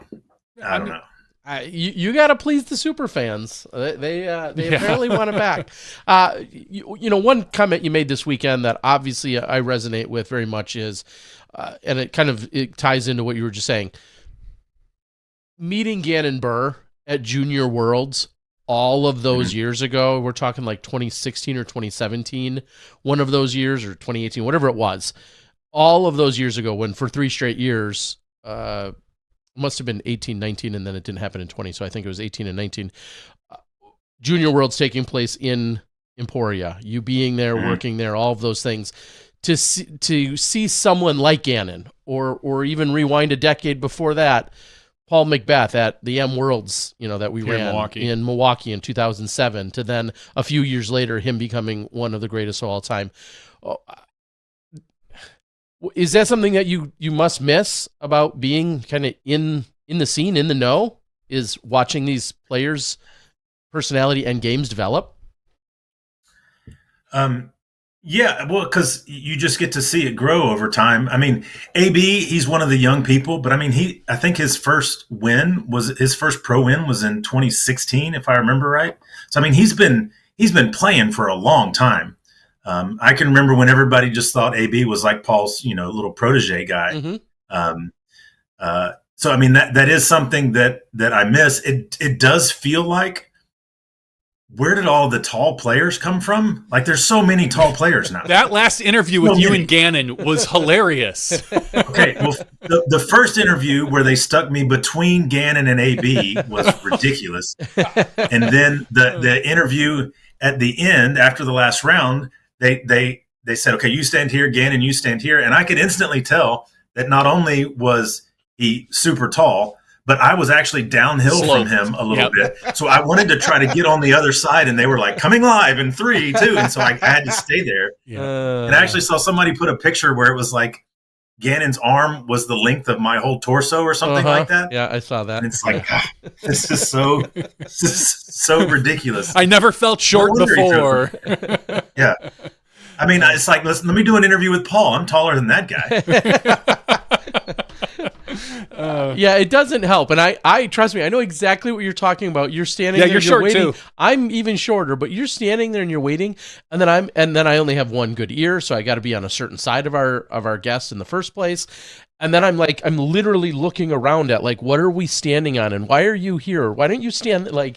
And it's not because I care about being short. I really don't. It's just a matter of this optic of like, hey, you up there, can you answer my question? And the funny thing is, I don't mind that optic because if you watch a basketball game, the post-round interviews always look like that. There's always some woman or Craig, what's his name, with the funny shirts that always has his arm straight up in the air. And he's interviewing a basketball player. Have you seen? So Tracy Wolfson is a sideline reporter. That's like she's like 4'8" or something like that. Oh. So there's two really famous pictures of her. Yeah. One is another one came out this year. There's a guy that plays for Florida. Yes, the Florida basketball team named Olivier Roux, and she's interviewing him. He's 7'9". It's one of the most ridiculous pictures you've ever seen. Like these are both examples of the same species, and like it looks fake. She's so tiny compared to him, but you don't notice how tiny she is until she's tiny in real life for sure, but the juxtaposition is wild. And so actually the only thing I like that I really, I look short, Gannon looks tall, like that's all fine. But it's so jarring that I wonder if it throws off. Like, is that all anybody's looking at? And they're not paying attention to the content of the interview. It'd be like if I was, doing the interview shirtless or something. Like, it's going to distract so much. Does it cancel out? What's going on? My eyes are up here. Look at me. I think we're going to get... I'm a human. I honestly think in the next 10, 15 years, that's just going to be common. Unless we pull some of our players as sideline reporters. Just these players, like you said, they're all getting taller. They're all these long, lanky, young players. It just seems to be the build. That is the ideal disc golf build. Do we have people like Paul and I almost said Andrew Marweed, but Andrew Marweed's tall too. He's like 6'2" or something. Yeah, so many of them are tall. Like Ezra and Isaac are normal-sized human males. Yeah, exactly. Maybe we'll get some of them, but I think just you're going to see that. That is going to be the ideal player for the next 15 years. So, which makes me very angry that I never got my son heavily into disc golf. So, well, yeah, like would Big Germ be called Big Germ if there was 12 other of him walking around? Good point. Yeah. It was Big Germ, and then Ulibarri and Sexton and Macbeth and a bunch of guys that are under 6 feet. Mm-hmm. That's why he was so big, because it stood out everywhere. My daughters have given me a hard time about being short, which is fine. I've Googled it more than once, and just to be sure, I've Googled it again. They've got some skin in the game there. They're swimming in your gene pool. So, I get it. Yeah. But the average height for men in the United States is, want to take a guess, Dixon? What's the average height for men in the U.S.? 5'9.5". Pretty good there. 5'9" is considered the average height. This is slightly above the global average of 5'7.5". So I'm taller. I'm taller than like 55% of the men in the world. There you go. Sure, you guys enjoy that. Yeah, I'm just saying. Fine. And I don't care. What? Where I'm average there, I make up in being oversized in roundness. So I'm ahead of the game. I loved being 5'9" in like 6th grade. So like in pickleball, right? There's like total measurements that are allowed. Like you have a certain amount of inches that you can deal with on your paddle. So there are some paddles that are elongated but quite skinny. So like I'm just using my allotted inches in width instead of height. Yeah. It's area. There you go. Really. There's what, one sport in the world that I can there's probably more than one, but one that comes to mind where being short is truly an advantage. Yeah, you're a jockey. Are you a jockey? Yeah, no. Okay. I feel sorry for that horse. That or some of the gymnastics. Horse is like, whoa, wait a minute. Easy, buddy. Looking around, what bet did I lose? That's like the horse equivalent of ankle weights. We'll put a fat jockey on him during training. Yes. Yeah. Terry's the weighted vest you use. Exactly. Doing some rucking or whatever it is. Yeah. There you go. Anyway, so this weekend playing, I was just taking a look also at some of your closest competitors. is it a sigh of relief that Joe Revere is going to play MPO instead of MP40? 100%. Okay. That guy's a bully. No, gosh.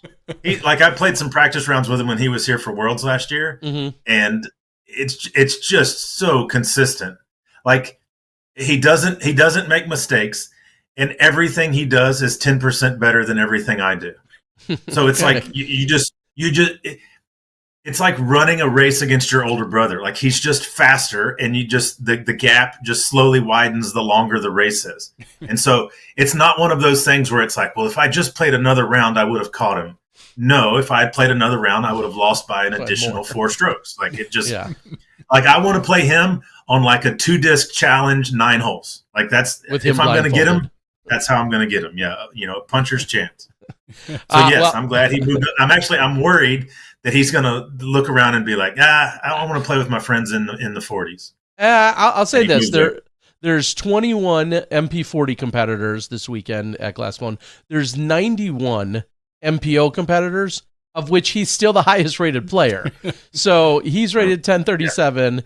Joel Freeman rated 1032. Andrew Presnell at 1031, and Parker Welk at 1025. So he may be Masters eligible, but he's still the highest rated player in the entire tournament. So what I really want is for EMAC to take the challenge and to move up to MPO instead of hanging out. I bet you do. Bumming it in the 40s. And you probably wouldn't mind if Brandon Cawthorn and Kevin Gleason did it too. Well, see, I'm fine with playing with people that are slightly better because hey, that's the sort. If we're only 1 stroke apart, that can happen quick. But it's if I'm supposed to give up 3 shots around, then I could go pull them all off over here, but I've got like 4 second place GBO trophies, and I'm sick of second place at GBO. I have no glass balls up there, so I want a glass ball. So is this, I guess this counts as a little precursor to this weekend. As I just said, highest rated players there in your division, MP40. McCabe at 1,009, Brandon Cawthorn at 1,004, who I don't know as well as I know, say, Kevin Gleason, yourself. I know Billy won. Brandon won GBO last year, I think. Okay. So obviously, we were tied going into the last hole. Oh no! Yeah, that sounds. Okay, and he's got the glass trophy. And then I won my 5th second place trophy at GBO. Okay, consistency, sure. Dixon. That's what people root for. Yeah, but hey, so I've got a second place trophy to him. I've got a second place trophy to Steve Rico. I've got a second place trophy to Joe. I've got a second place trophy to Larry Gardner from Oklahoma. I don't think EMAC's ever won it when we've been playing the same division. Okay. But he has been injured a lot over the last few years, and so he hadn't played a ton. Well, what is your, you said you've played in 3 events this year, but are you on the same practice regimen as Johnny, where he'll think about golf next week, a few days before he plays in his first tournament, or you actually are out there throwing and you care? Yeah. I mean, like, winning GBO is the best opportunity I'll ever have at winning major events, because like from here, if you go, I think it's 0.4 of a mile that way is the Country Club or Champions Landing. And if you go 0.3 of a mile that way, it's Jones East. So, I mean, like nobody's ever had this sort of home field advantage. I mean, EMAC, like he lives on a different part of town. So, I mean, he's got to travel like 3 times as far to get there, so like almost a mile. Right, yeah. So I mean, and actually, there's construction on the easiest way on the bridge. What? So he has to go way around. I mean, it's like 4 miles or something. Why bother then? Yeah. I wouldn't. I mean, he can't even take like a golf cart or a skateboard. Yeah. He might actually have to take a car. I mean, geez. Yeah. So I mean, I've got a huge advantage. I mean, yes, he designed them and all that sort of stuff, but as far as proximity, I've got everybody beat. Do you have any, any obligations? You talk to obviously friends and probably some people in town that you don't see as often, but any other obligations that loom this weekend? Are you hosting people? Anything else like that? No, the people I would normally host couldn't come for one reason or another. Okay.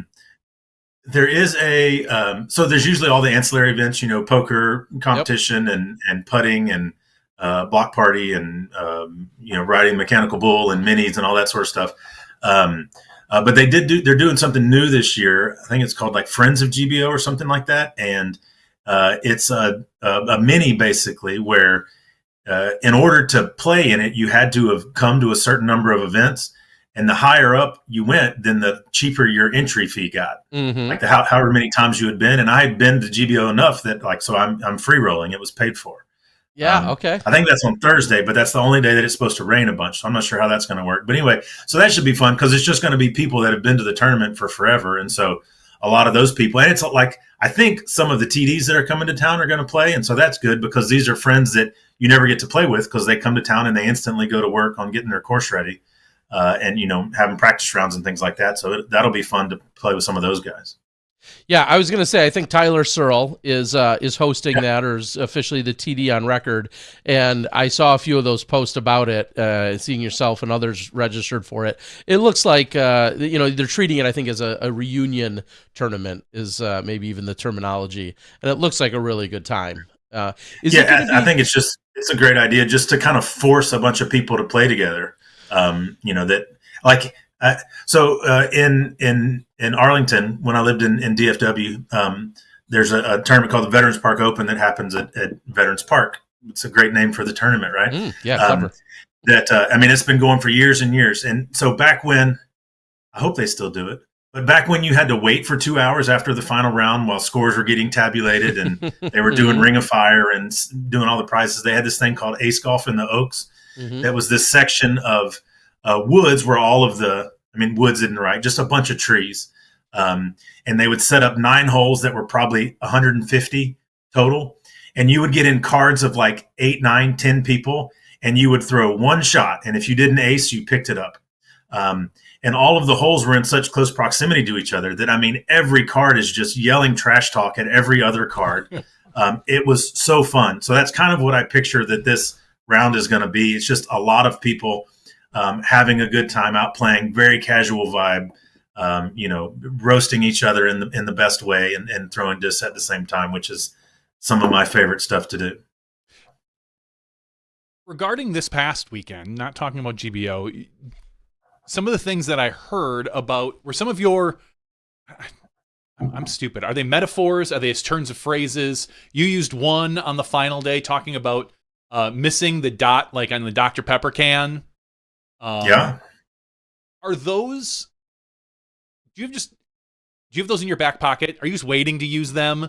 Are you finding a reason to use them, or do you honestly just have these type of phrases ready and willing whenever you need them? Is it just because I know you used to kind of take some input and try to slip different phrases into the broadcast or words. Yeah. Was it the same this weekend, or were you thinking like, I got this one, I'm going to use this at some point? Over the last month, I've been, looking at metaphors and similes and analogies and things like that. I was carrying a binder a lot of the time and some of those things were in there. Some of it was, where can I fit this in? And then sometimes it would just, the situation would arise and it was like, okay, that's perfect. I want to try to prepare those things as much as I can, because I find that I would fall into a repetitive cadence and a repetitive language, repetitive vocabulary, especially if I didn't think through some of those things. I came across I don't know if I got to use any of these, but I came across it's a list of like 50 of the worst analogies ever used in high school term papers. And there are just some glorious ones that I wish I could have worked in, but like they're so abstract that like they don't fit with a lot of things. Yeah, I caught the other one I caught was like bent like a politician, which I laughed out loud at. I honestly did. I thought that was pretty great. Yeah, I'm sure I picked that up somewhere. Some of those things are just Southern phrases, Yeah.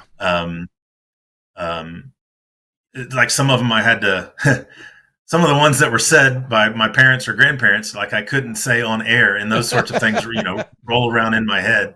But just growing up in the South, this thing is as this other thing, like you say that sort of stuff all the time. Slipperier than snot on a Georgia doorknob, I remember my grandpa used to say. And I remember going, why a Georgia doorknob? Yeah. And he's like, because they're glass doorknobs. I was like, oh, okay. I didn't realize Georgia had glass doorknobs as opposed to Louisiana. But, Yeah, as I said, I think glass just things doorknobs like were that. pretty common all over, but okay. Yeah, sure. I mean, No, they were. and why is there snot on it? I don't know. But yes, I get the point. That's probably pretty slippery. Yeah. Is there anything, whether it was in the moment or someone either pointed out or you thought of later, is there a single phrase or word that you wish you could just take back? Like that it came out and you're like, oh, what did I just say? Whether it was wrong or whether it was, it probably wasn't inappropriate, but anything you wish you could take back. Well, I mean, if I want to take it back, why would I say it again, Terry Miller? Haha, damn it, that was my No, trick. That was my trick. No, I just think like there is one. There's one. uh-huh. I don't remember where it was. It was during FPO, and we were talking about hole 12. They were asking why hole 12 is so difficult, because it needs to just be a straight shot that finishes straight, but everybody's trying to make the hyzer, and that's when you get into trouble. And I was saying, like it's luring you into a feeling of safety, but it's really an alley. You're going to get jumped in this alley. And I said something about the dark guys, meaning the people hiding in the shadows. Oh, sure, yeah. But afterwards, I thought, does that mean that I'm saying black people? Like, I hope people don't misinterpret that. And so for like the next hole, I was like waiting for a producer to come in my ear and be like, don't say dark guys. But it never happened. So yes, I did want that back. I did hear that, and it never crossed my mind. So that's I reported it to Mohammed. Yeah. Mo just like hung up his phone. He's like, "Nope, I'm done." No, that's why I haven't been asked back. Yeah. The other one I liked was you said it was 6 feet, like a dorm room hallway. There was one that was. That I compare a lot of what you said this particular past weekend to Grant Zellner the week before. And I think you guys both have such a good way with words in two completely different ways of doing it. And no offense to you, Dixon, but Grant has such a flowery language. His descriptions are so they're just almost spot on. You're just like, you can almost envision exactly what he's saying, as opposed to you use more similes and a little bit more sense of humor, I would say, behind them. Versus Grant, who, not saying he's not a funny guy, but just the way he phrases things are just different. And I think the two different ways of doing it are phenomenal. I love part of the reason that I think a lot of people, again, no offense, a lot of people liked you, a lot of people liked Zach Melton, a lot of people liked Grant Zellner, is the difference. Not having, and I love Perk and I love Brian, but not having them every single week. Because whoever it is, it just gets old. Yeah, sure. Like the idea of changing it up. Yeah, changing it up is so but then on much. top of it, it's a matter of a little bit of variety. Exactly. I mean, I like I said, Perk will run circles around us on every tree that's out there and every flower and piece of grass. That guy knows everything about that stuff. But, it's just different. What I'm taking away from that is you think Grant is smarter, but I'm funnier. And I can live with that. And better looking. So. Wait. Well, thank you. Yeah. I'm just going to leave it at that. You don't get the answer to who. We all know who you're talking about. I know. No, I just love that the variety that the Pro Tour is willing to go out and do, and I think it adds to the broadcast in general. And that's not just the on-course. I think that's also in the booth as well. Having it changed up and not having the same voices all the time is good for the broadcasts. Yeah, and I'll it's like speak watching a football game on Fox versus a game on CBS or something. Yeah. And I'll speak a little bit to the scheduling in that, for the most part, I believe we know what the schedule looks like for the rest of the year. In terms of events, things obviously can change. People can still get swapped out and whatnot. I know I'm on the ground this year more than I was last year. So last year I was almost exclusively in the booth. And this year, for some of the closer events, they have me doing the sideline. Which is something I wasn't doing last year. So I know I'm going to be at D-Glow, for instance. I'm going to be at Des Moines, for instance. Those that are closer to me personally, in terms of just raw distance.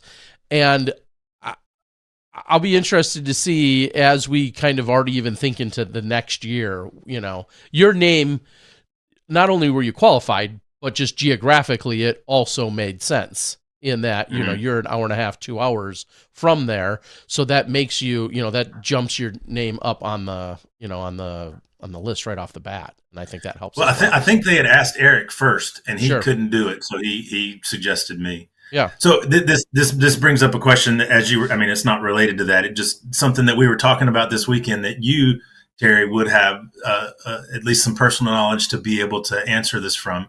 So walking the course twice, you get pretty tired. Yeah. This wasn't the biggest course on tour. What do you think of all of the Pro Tour courses would be the most difficult to walk 2 times a day for 4 days in a row? Would it be Toboggan? That was my vote. Yeah, I didn't jump out of my chair and be like, yes, they're giving me Toboggan this year for 4 rounds. Are you doing Toboggan? Where's skinny little Perks or Pickard, Ryan Earhart? Yeah. Why did you give me that Pickard one? out there in Des Moines, that's a super long course too. It's not as hilly as Toboggan, but it's very spread out. Yeah, I think Toboggan might be one of, and I've been out there for a few of those when we first went to sideline reporting a couple years ago. Hence when the sideline meme came about and people wanted to make fun of me, mean to me. Anyway, I think Toboggan's going to probably be one of, I would think probably my roughest go, because it's a plus event. So we've got 4 rounds and then it's the Toboggan course. Compare that to me walking through. It's like Swenson. It's really long, but more flat. Yeah. That's all completely flat or even, a round at sunset in the morning for the women at Ledgestone and then going and covering Northwood in the afternoon and 4 days of that. Sure. But that's still not the topography that is the Toboggan. So I would think Toboggan's probably the guys, the guys that work, that walk with their ladies during the FPO and then go play, like somebody like Mason Ford. Yeah. How do you do that? How do you still have top physical performance after walking James Proctor Proctor walking with Eveline in the morning at Worlds, carrying the bag London and it's very impressive. How long were you sore? Some serious friendship devotion. Were you good on Monday? I was okay on Monday. Actually, the times when my legs hurt the worst, for whatever reason, my right calf was cramping up every time I got out of the car once we thought we were coming back during the rain delay. And I had planned it because I'm old enough to know these sorts of things. Like I had planned ahead. I brought Tylenol and I brought ibuprofen and I brought Aleve and I brought my you brought half your master's bag. You can say it. I brought my my Theragun too. So I was actually doing the Theragun on my leg right before we came back from the first or the second rain delay. I would say too, and I only because I've done the filming out there, sometimes multiple rounds a day. The Brooksville at Throwdown the Mountain, which is what Olympus. Wow, I've got to get all the way to present day. Olympus is not exactly a walk in the park either. Now it's not quite as extreme as Toboggan, but there's hardly any flat fairways in all of Olympus. There's like 2 holes that are flat, and that's it. Otherwise, there's some kind of incline. So this all to be said, like you and I are walking around, we've got a backpack and a stick mic. The real heroes are those camera operators, the cameramen and women that are carrying around a heavier backpack, a heavier camera, and they're out there for 2 rounds every round. Like, that has officially become a young man's, opportunity for sure. Well, and I was surprised by how much the backpack kind of pulled. During the first full round, I was like, oh, I've been worried about my legs for the last couple of weeks and how that's going to hold up. But now I'm worried about my shoulders because it was really – so, yeah, actually I had them trade out the backpack that I had everything in because the front strap was broken on the first one. Yep. Because I was like, I need if I can get 5% reprieve on this, then I'm going to take it. And so, I made sure that I had a good strap across the front. Yeah, no, been there, done all that. Like you said, it's come a long way. And hopefully even at some point, we should still not be attaching an old beat up camera in order. It works the way we have it set up now, but there's still even some better solutions I'm sure that will eventually unfold. But we've come a long way from plugging into phones and hitting silly little buttons with terrible apps to get to the solution you had this weekend. It's been a process, and I'm glad we're getting there, closer and closer. Yeah, the only thing that I wish that the technology part could get solved, and since I wasn't watching, I don't know how it worked this weekend. I could feel it a couple of times, but every time I'm watching a different sideline reporter, they'll throw to them, and there's like a 2 or a 3 second just dead air, and I guess it's when they're getting everything switched over or turned on or just a delay or whatever. And every time I'm like, this is too long. This needs to happen quickly. And it just feels like it just has to be part of the show right now. I wish we could get rid of that. Yeah, and there were a few times, and I feel it every time because I expect the wait, so it doesn't feel as much to me because I've been here behind the switching. I know that it's like they specifically have to be like, let's throw it down to Dixon, and then Dixon's like, okay, I got to get this ready, wait for the question, and then answer it. And it's just that slight delay in a lot of things.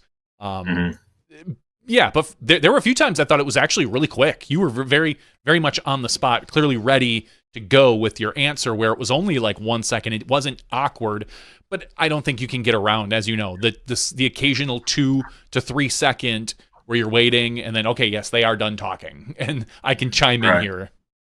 Well, a lot of the...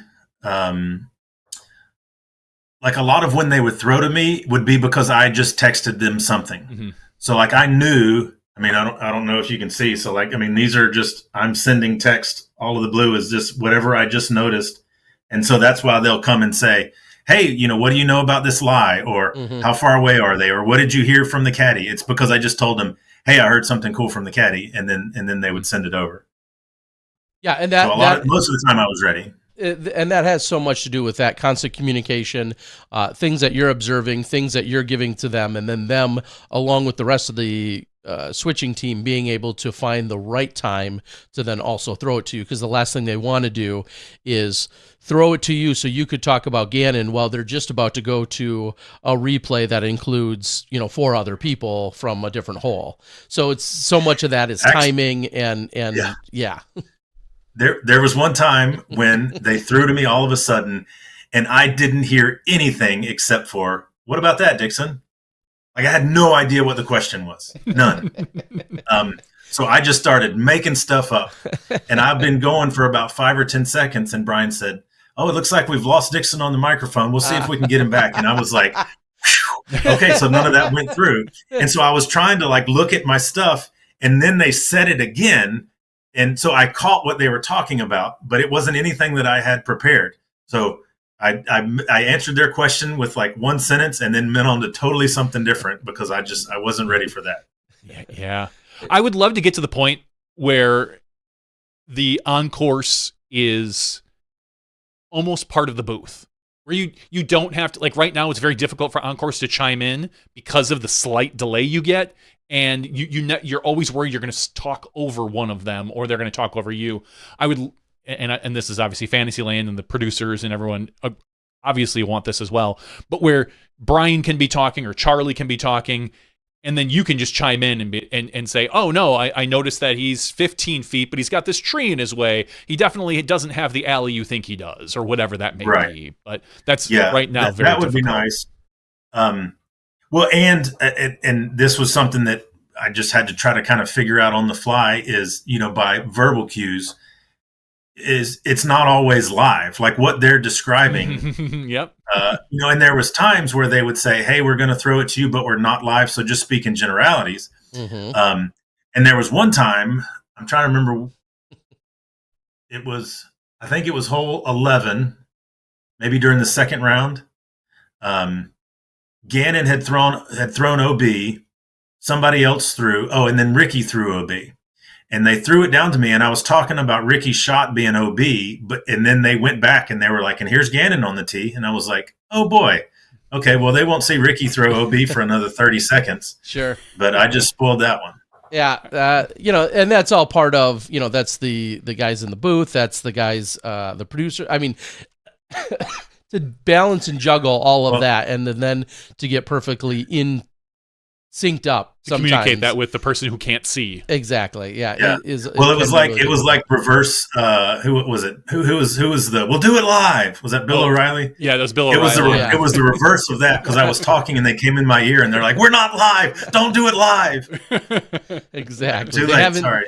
Yeah. There's times I hear Mo say things like, they haven't seen it yet. They haven't seen it yet. And that's, to give the cue to the on-course person, like, hey, careful just how you word it, which immediately throws you off. You're prepared to say something. You just got asked a question. And now you're being told, hey, in a split second, answer that question in a totally different tense or context. It can be difficult. So awesome. It's funny because I look back, one of the brief conversations last times you and I even chatted or interacted was back in January. It looks like that's when maybe you were asked about being part of it, and you were asking about, what might it entail? What is it like being out there and everything else?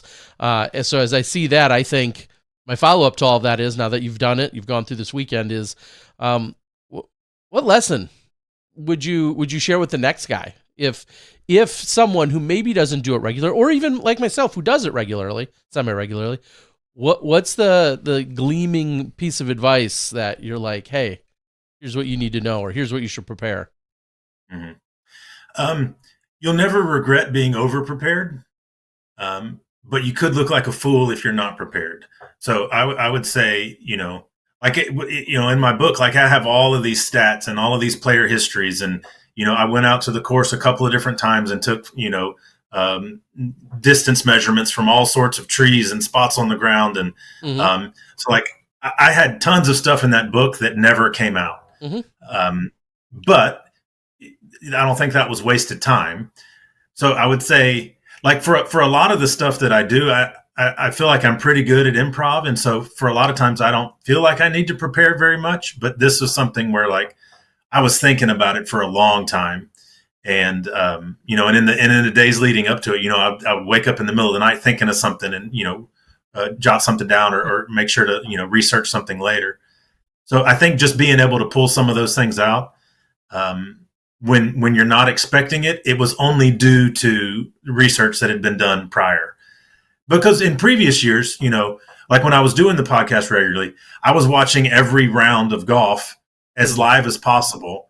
And now, like, if I'm doing something, like, I don't feel the need that I have to watch it live. And so I could do the podcast a lot of the time just based off of everything that I had watched. Sure.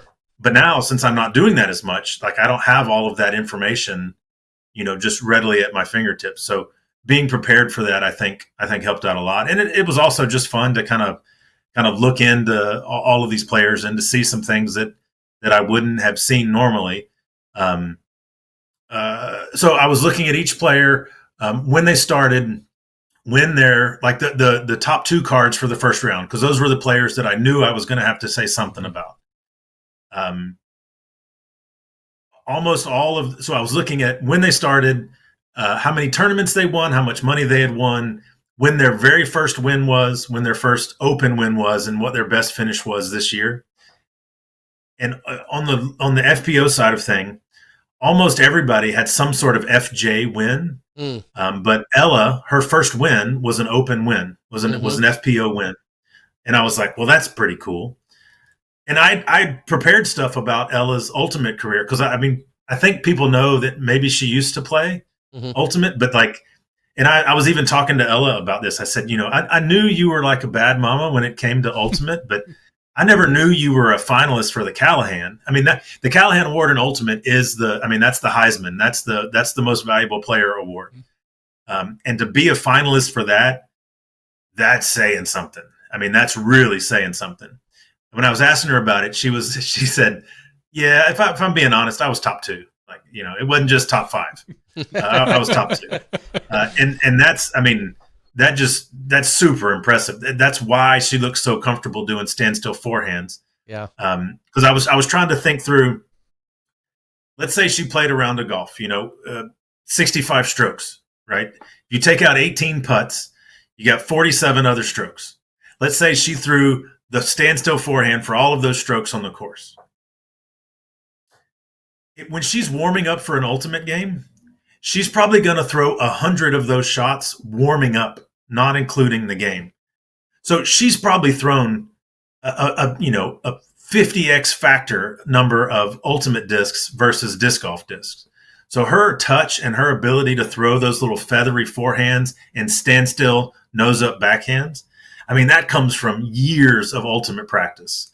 And like, it's fun just to be able to go look at some of that stuff and pull up old clips of Ella on YouTube playing ultimate. I used to go watch Brody play ultimate because I came to disc golf out of ultimate as well, never at that level. But I can really appreciate that sort of stuff because I've seen how hard it is. And just being able to go and research some of that stuff was, that was a fun rabbit hole, instead of figuring out, random DIY videos that I'll never actually do around my house. But I'm like, I better figure out how to completely replace a toilet, or yeah. I'm going to pull up all of the wood in my house and replace it. Like, I watch videos about that, even though I'll never do it. So this was fun to actually, to find something useful. And would you say that, would you have been as comfortable and excited, assuming you were both of those, as comfortable and excited on another property in another state?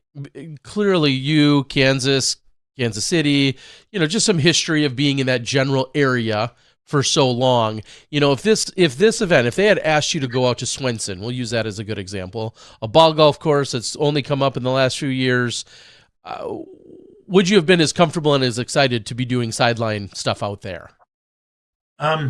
No. I mean, part of it is I don't really desire to go back to California very much. Okay. But then also, I mean, yeah, that's not a very exciting course. I did get some grief from the locals because Liberty is in Missouri. And there is Kansas City straddles Missouri and Kansas, and both states claim it. Dumb, but there's very much a Missouri's Missouri and Kansas is Kansas. So don't give Kansas credit for this tournament because it's not in Kansas. Okay. It doesn't have anything to do with it.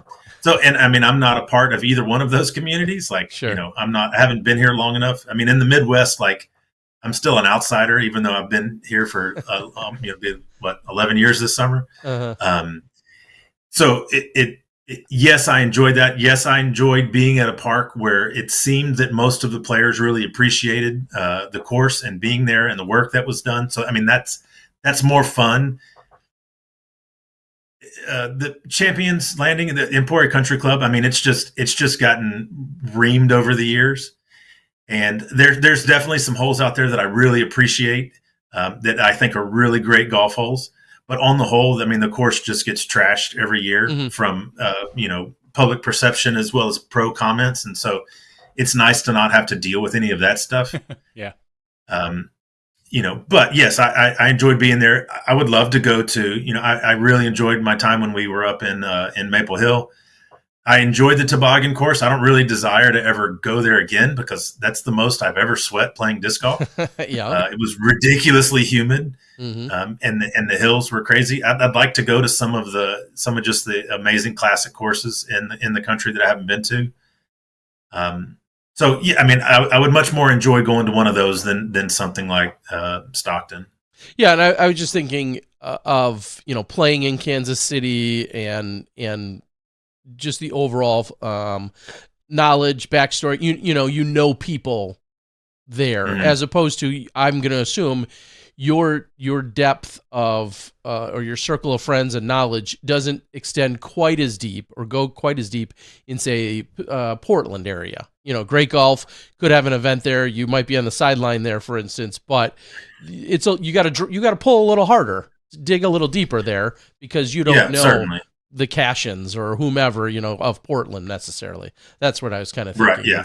Well, and I mean, there was a bunch of fans that I saw and talked to that were there that are, friends of mine, or I played tournaments with, or, I mean, this was the Pro Tour side of the Kansas City Wide Open, but the A-tier side is going to be in August, and I'm going to play that. It'll be back out at Bad Rock. So, I mean, It is experience for me to do all of that. But yeah, being able to talk to the fans, the crowds that are out there, and what they're excited about and what they just saw, and most of the time I was where the catch camera was, standing around fans. So, I mean, there were a lot of shots where we just kind of looked at each other and we're like, whoa, did you see that? So it was just fun to be a part of that. And then also, I was doing some, before the final round, because the crowd, they were out there getting ready, and then they ran off to their cars when when the horn blew the first time, and then they came back out. And actually that for the second lightning delay, we thought everything was clear. The rain was coming down a little harder, but we thought all the lightning had moved out, and it flashed like right above hole one. It wasn't loud, but I mean, the sky lit up, and the fans just pieced out. Like, they didn't need to blow a horn. I mean, they were out of there before the horn got blown. So when they came back the third time, I was trying to, get them interactive again and get them cheering about stuff. So actually, I can throw some of these questions to you guys. So our final card was Gannon, Paul, Rick, and Ezra. So with those as your 4 multiple choice options, which of those 4 would you think would be able to give you the best book recommendation? Gannon, Paul, Rick, or Ezra? I would think Ezra. I'm going to think Paul. Okay.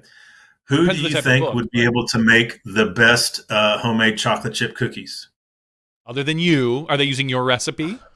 No, not my. I mean, I'm not putting my, because I would win that. I mean, I saw a vlog. I saw a vlog where Paul tried to make cookies once. Yeah, I think I saw that with Hannah, and that was a massive fail. Yeah. Rick loves to grill. I don't know where that translates into baking. I think I'm going Ezra on this one. So somebody recommended that, and somebody else in the crowd said he'd probably put beans in it or something stupid. Well, yeah, chocolate chip and beans. Yeah.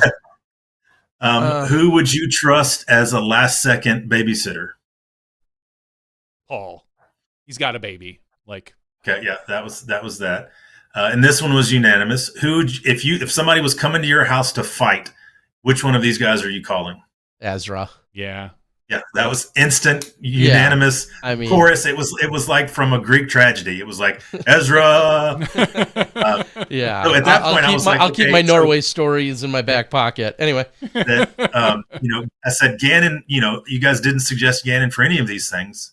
What would you trust Gannon to do more than anybody else on this card? What random skill would you build trust a Lego Gannon? Set? Yeah. That's exactly where they went. Yeah. They said, I would trust Gannon to build Legos for my daughter. Yeah. Not to go drive and get them, though. Yeah. So this led to something that was very interesting that I was hoping could go out on the broadcast, but we never found the opportunity for it. So one of the guys there said, actually, now that we think about it, I would trust Gannon's mom to make cookies because I've had those before and they're great. So I was talking to her later, and I said, you actually won, because they were pretty split on who would be the best cookies. Yeah, okay. But they were like, well, if he's tasted Gannon's mom cookies, then they must be good. So I said, you actually won this. I said this to Gannon's mom. And she said, I said, would Gannon be any good at that? And she said, no, he's not really a baker. But he did take a class where they had to bake something, and they had to record a video. And she said, there's a YouTube channel of like 14-year-old Gannon baking brownies. And I was like, does that video still exist? And she said, I'm pretty sure it does. So I asked Gannon about it afterwards, and he said he thinks the teacher took it down. But it's possible that there is a video of young Gannon out there baking brownies somewhere. Huh. Well, if now that's out there, I'm sure maybe someone can find it. Yeah. Interesting. Yeah, hopefully. Yeah, I think that'll just be interesting to bring up. Yeah, and just the fact that, he was doing everything he could to push through to get to the end of high school, and, had to work really hard, dodging events and classes and everything he could just to finish out his final year, because his next path. Well, yeah, that's what Cadence is doing this year. Yeah. Awesome to see. Cadence, obviously, I think making, of course, I was introduced to her when she won Am Worlds, and she had to come and get past one of the Linz twins. It was a battle all week long with the Linz twins, and then it came down to literally like the final hole or two, and Cadence was able to then take down the title. And this goes all the way back to much earlier in the conversation, where Cadence isn't. I don't know a Cadence either. Like in the world, I don't know anyone known. That goes by Cadence. So then that, and then even just making sure I knew her last name, and at the time sponsored by Discmania. But I remember asking Dana Vici, who was helping with Discmania, and he said Burge like Surge, and I think of Surge the Disc, whatever by Discraft. But anyway, like just even getting so. That too, yeah. Surge. But just thinking of like, okay, but I think I've called her Candace more than once as well. I think I mistakenly called her when I was reading off results last year. So it's terrible. Yeah, well, clearly having a solid year and having her best finish this last weekend. I think she's like at the top of the tier 2 of women right now. Like if you want to put in, if you're talking like the tier 1 is probably Holland. Obviously, Kristen, Own, maybe Missy's in there as well as a tier 1 player. I think Cadence right now has really bubbled up to the top of that tier 2 where you can just count on her. I think she's there with Ella and probably Cat Merch. At least that's how it looks right now. Yeah. Well, actually, I got to do. They were asking me to put some stuff together about Cadence for the last day. So actually, I was reaching out to her friends. Nothing creepy about that. Well, I mean, that's how I reached out, and I was like, "Hey, this is going to sound weird, but if you've got some time, I'd like to ask you some questions." And actually, one of the people I reached out to was sitting next to her in the restaurant when it popped up on his phone. So when I was talking to her the next day, she was like, "Yeah, I was sitting right there when he was typing back to you." Bo. Bo McLaughlin. Yeah. Probably. Yeah. Okay. But yeah, I brought up some stuff and she was like, how did you must have talked to, and so we, and I was like, yep, that is who I talked to. So, I mean, that was kind of fun to do that sort of stuff. I don't know if you guys watch Hot Ones very much, but I'm always super impressed with, his what's deep his name? dives. Sean Evans about, whenever he brings something up and they're like, how, there's no way that information, Like I just think that's great because it really makes people, open up that you're like, okay, this is something that like it's a way to connect with somebody more so than just, hey, what did you think about hole 1? You got a birdie there. How was that? Like it's past the generic questions. So going into the way, way, way back machine, Dixon, would you skip your senior prom to take second at a disc golf event? This one in particular, or one of this magnitude. One of this magnitude, we'll say, yeah. That's tough. So I graduated high school in outside of San Francisco, and so my junior prom was on a boat traveling around San Francisco Bay, like around Alcatraz and stuff like that. Okay. So it wasn't just a dance in a school gym. Sweaty. And then my senior year, you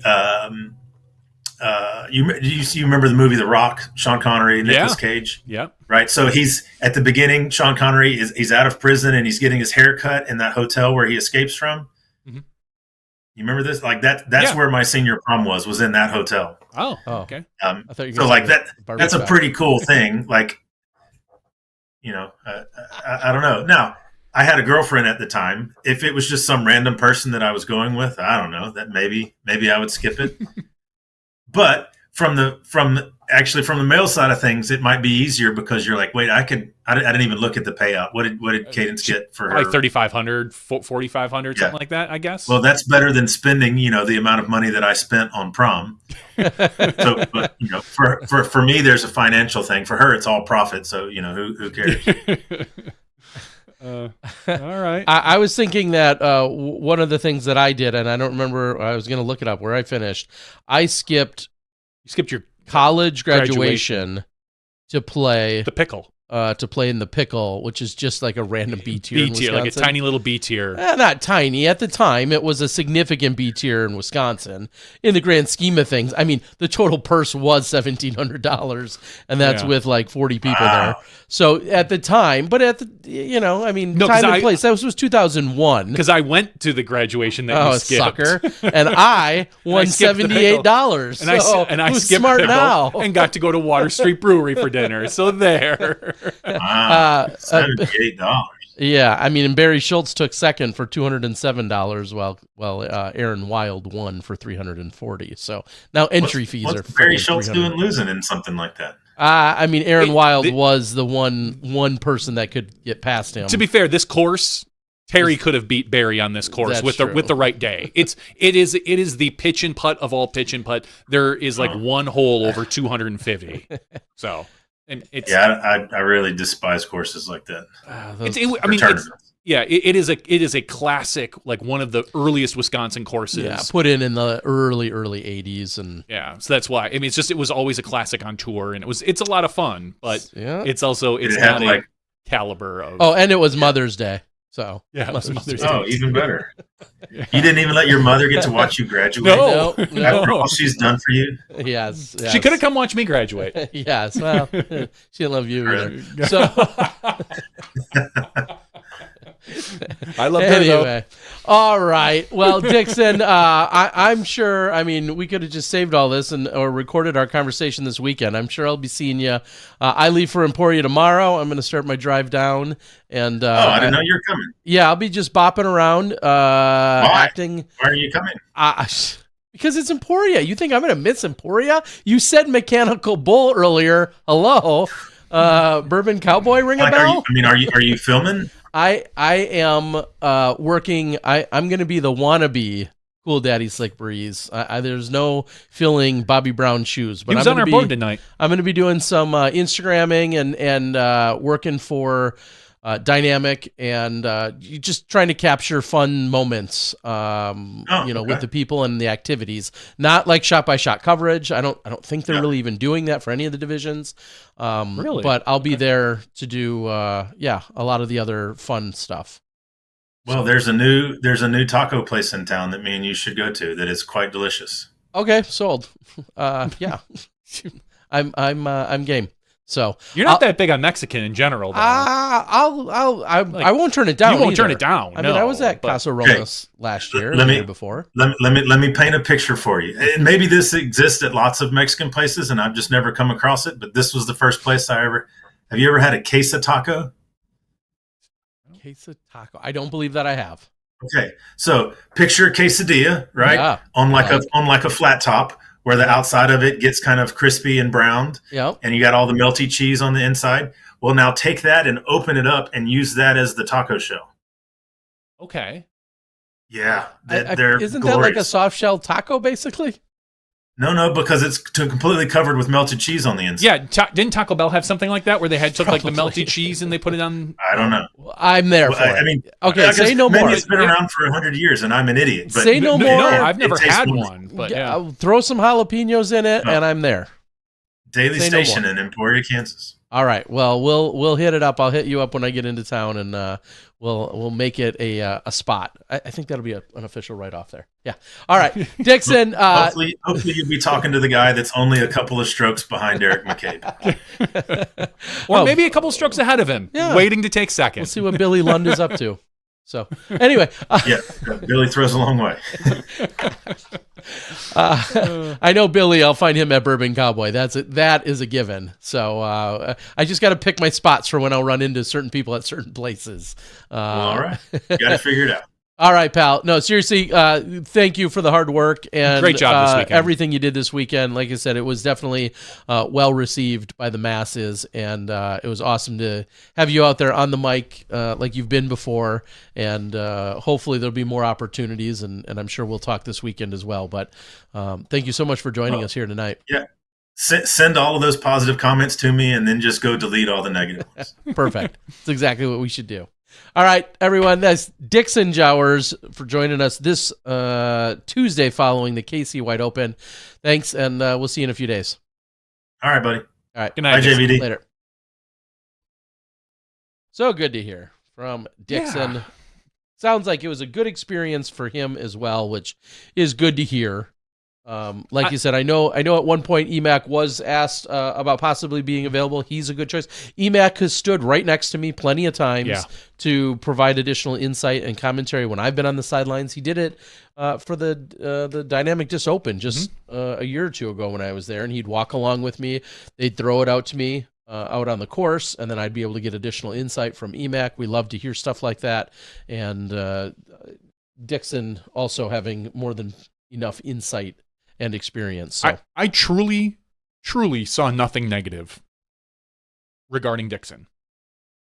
So that says something, that there was, and I'll be dead honest, I wasn't digging, but the few threads that I saw, nothing negative. So that is something to say. I mean, you were in Dixon's fan club page, so yeah. I mean, he does pay them to say nice things. He pays me too. So all right, let's take a real quick look. I know we've had a lot of conversation. Let's just quickly go over what we saw. We'll quickly recap the winners. You guys saw the footage. You did all the things. So real quick recap what we saw for the top 5 players. 43rd Kansas City Wide Open presented by Under Par. As we saw, Gannon Buhr won. Big asterisk by it because the third round was shortened by 9 holes. Yeah. I mean, that's all you can say is that. Yeah, I mean, he didn't even play as many holes as the women. Yeah, I mean, how can you call him a winner when, I mean, he did shoot a course record, like 1095 rated first round. That was 6 better than the next person. But still, if you don't play all the holes, it's a big fat asterisk. 45 holes? Yeah. Please. So, gosh, his third round didn't even get a rating because there was only 9 holes. But ultimately, Gannon won. It honestly looked like a blowout in that third round, but he managed to make it at least interesting by not shooting well the first 2 to 3 holes. And Paul, kind of he got within 3 strokes, but I believe it was hole 5 or 6 is when he got a stroke back, everyone knew it was basically over. Like no one had a question about whether or not Gannon was going to hold out 6 or whatever strokes, 5, 6, 7 strokes with, I think it was 7 going into the final round, with 9 holes.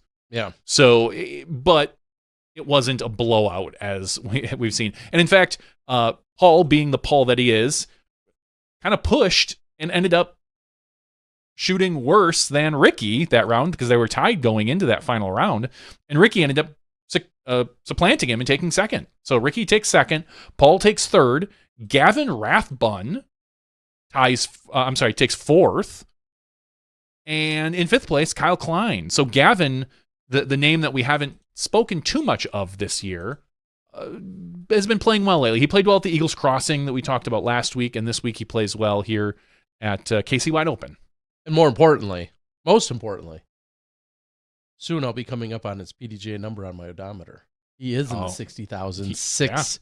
That's when I should remember then. 60436. But yeah, definitely. 436 more miles. Call me when you get to Kyle Klein. Yes, he is definitely, like you said, though, that is by far the best finish he's had this year. He's been in 51st, 70th, 24th, 57th, and then pulls out a 4th place finish here. Then over on FPO, Holland Hanley kind of does the same thing almost as Gannon, but actually plays all the holes. She wasn't a slacker. Like a real champion. Yeah, like a real champion. And she shoots 19 under par, which is a 10.28, a 10.16, and a 10.09. Ultimately winning by 2 strokes. Cadence made it close at the end. Kind of got within a few strokes, so you kind of thought, well, there's a chance. We've seen Holland not play so well in the final rounds in the past. Are we going to see it again? But nope, Holland kept it together, got a good solid win by 2 strokes over Cadence, and one of those strokes was a layup, to be honest. So it was a 3-stroke win, that only shows 2 strokes. 3rd place was Ella Hansen, 4th place Missy Gannon, and 5th place Owen Scoggins. So that is your FPO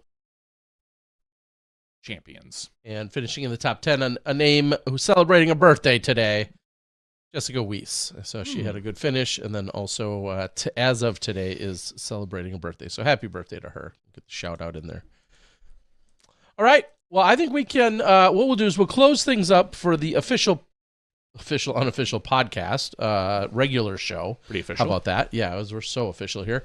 And then what we'll do is we'll jump into the after show where we can have a few other odds and ends. Maybe we need to button up a few other events or otherwise, but excuse me. And let me also apologize now if you heard any of the sniffling or anything else from me today. I definitely am suffering from some of these allergies that are attacking, and I'm trying to get past it, but I'm sure just a little 9-hour drive down to Kansas will clear that up tomorrow. More than likely.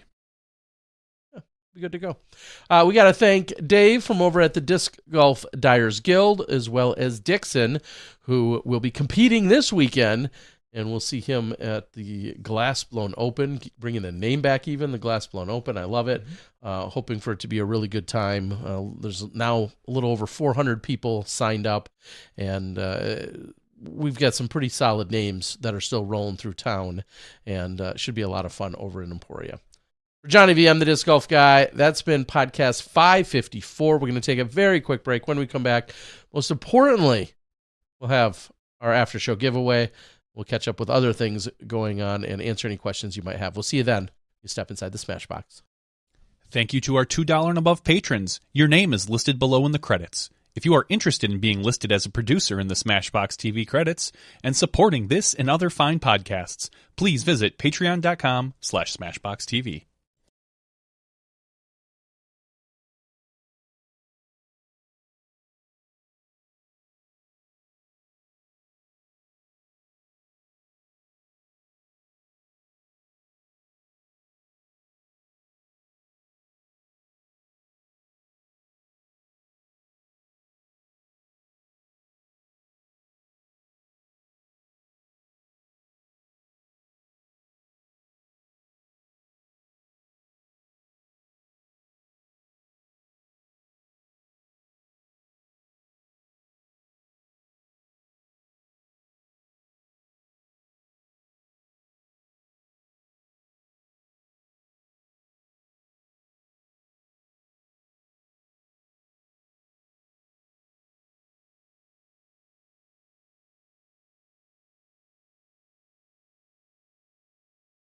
Hello, everyone, and welcome to SmashBoxxTV Podcast 554's After Show.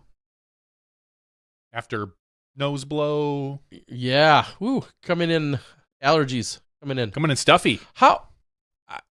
Again, human bodies are funny like that, but to know that I no suffering whatsoever from seasonal allergies at all for, I'm going to say 40 years. I'm 46. If I've had any, they've been in the last 2, 3, 5-ish years. Mm-hmm. It just feels weird where it's like, yeah, now we're going to F with you. After never doing it in 40 years. I mean, I know we've talked about this before, but it's a common thing where people don't get poison ivy until one time when they just get it. And then they get it all the time. It's just something in your body switches. And I've suffered from allergies. I literally remember where I was the first time I realized that I had allergies. It was in Baraboo, Wisconsin at a tournament where I was in the middle of my round and suddenly I was just like, ugh, I don't feel so well. And by the end of the round, my eyes were almost swollen shut. And now that course was kind of flat and it was like a hayfield, it felt like in some spots. And so it didn't do me any good, but I didn't know what was wrong. And someone's like, dude, you probably have allergies. And I was like, no. I think I was 21 at the time, 19, 20, 21, something like that. And I was like, I've never had allergies. And sure enough, I took a Claritin and within 45 minutes, it was like nothing was wrong. I was like, I can see, but my eyes were almost swollen shut. Like, I just remember thinking, like, this is miserable. What's wrong with me? I don't, well, I shouldn't say that. I do feel a little bit depleted and I don't feel great. And normally I could fight through it, but yeah, it's been hitting me hard specifically today. It started last night, but then hit me really hard today. We're going to go over a few things. We had a very lengthy regular show, and I don't regret it at all. Two great interviews. Yeah, such great insight from Dave Grinsel over at the Disc Golf Dyers Guild. Dave has been super kind and gracious with helping from a multimedia perspective, doing possibly some design work, some logo work. We're talking about buttoning up my website, or better yet, redoing my website. Also shot a video together, shot a couple different videos together, may even talk about an ongoing series. And he knows what he's doing and then some. And I am so thankful for everything that's going on over there. And the fact that he's a night owl like me, like I'm going to say match made in heaven. But yeah, when he is up and doing his work, it's 2, 3 o'clock a.m. and that's exactly when I'm in my work mode as well. So he's been great. And then we talked to Dixon Jowers, who, like I said, if you're not old school, a little bit, you may not have known or recognized him as much. He was very much in the media space, very much has been a solid golfer for many years, very much a pillar of the entire Emporia Dynamic Disc crew, worked for Dynamic Disc for a number of years and has been playing golf for team manager for 25 years. So he's been around for a long time and has done lots of different things. So he was an introduction for many, I understand, to the Disc Golf Network this weekend, but to some of us really old people like Johnny and I, Speak it for was yourself. just Dixon out there doing Dixon things, and not surprised at all to see the success that he had in his role as on-course reporter.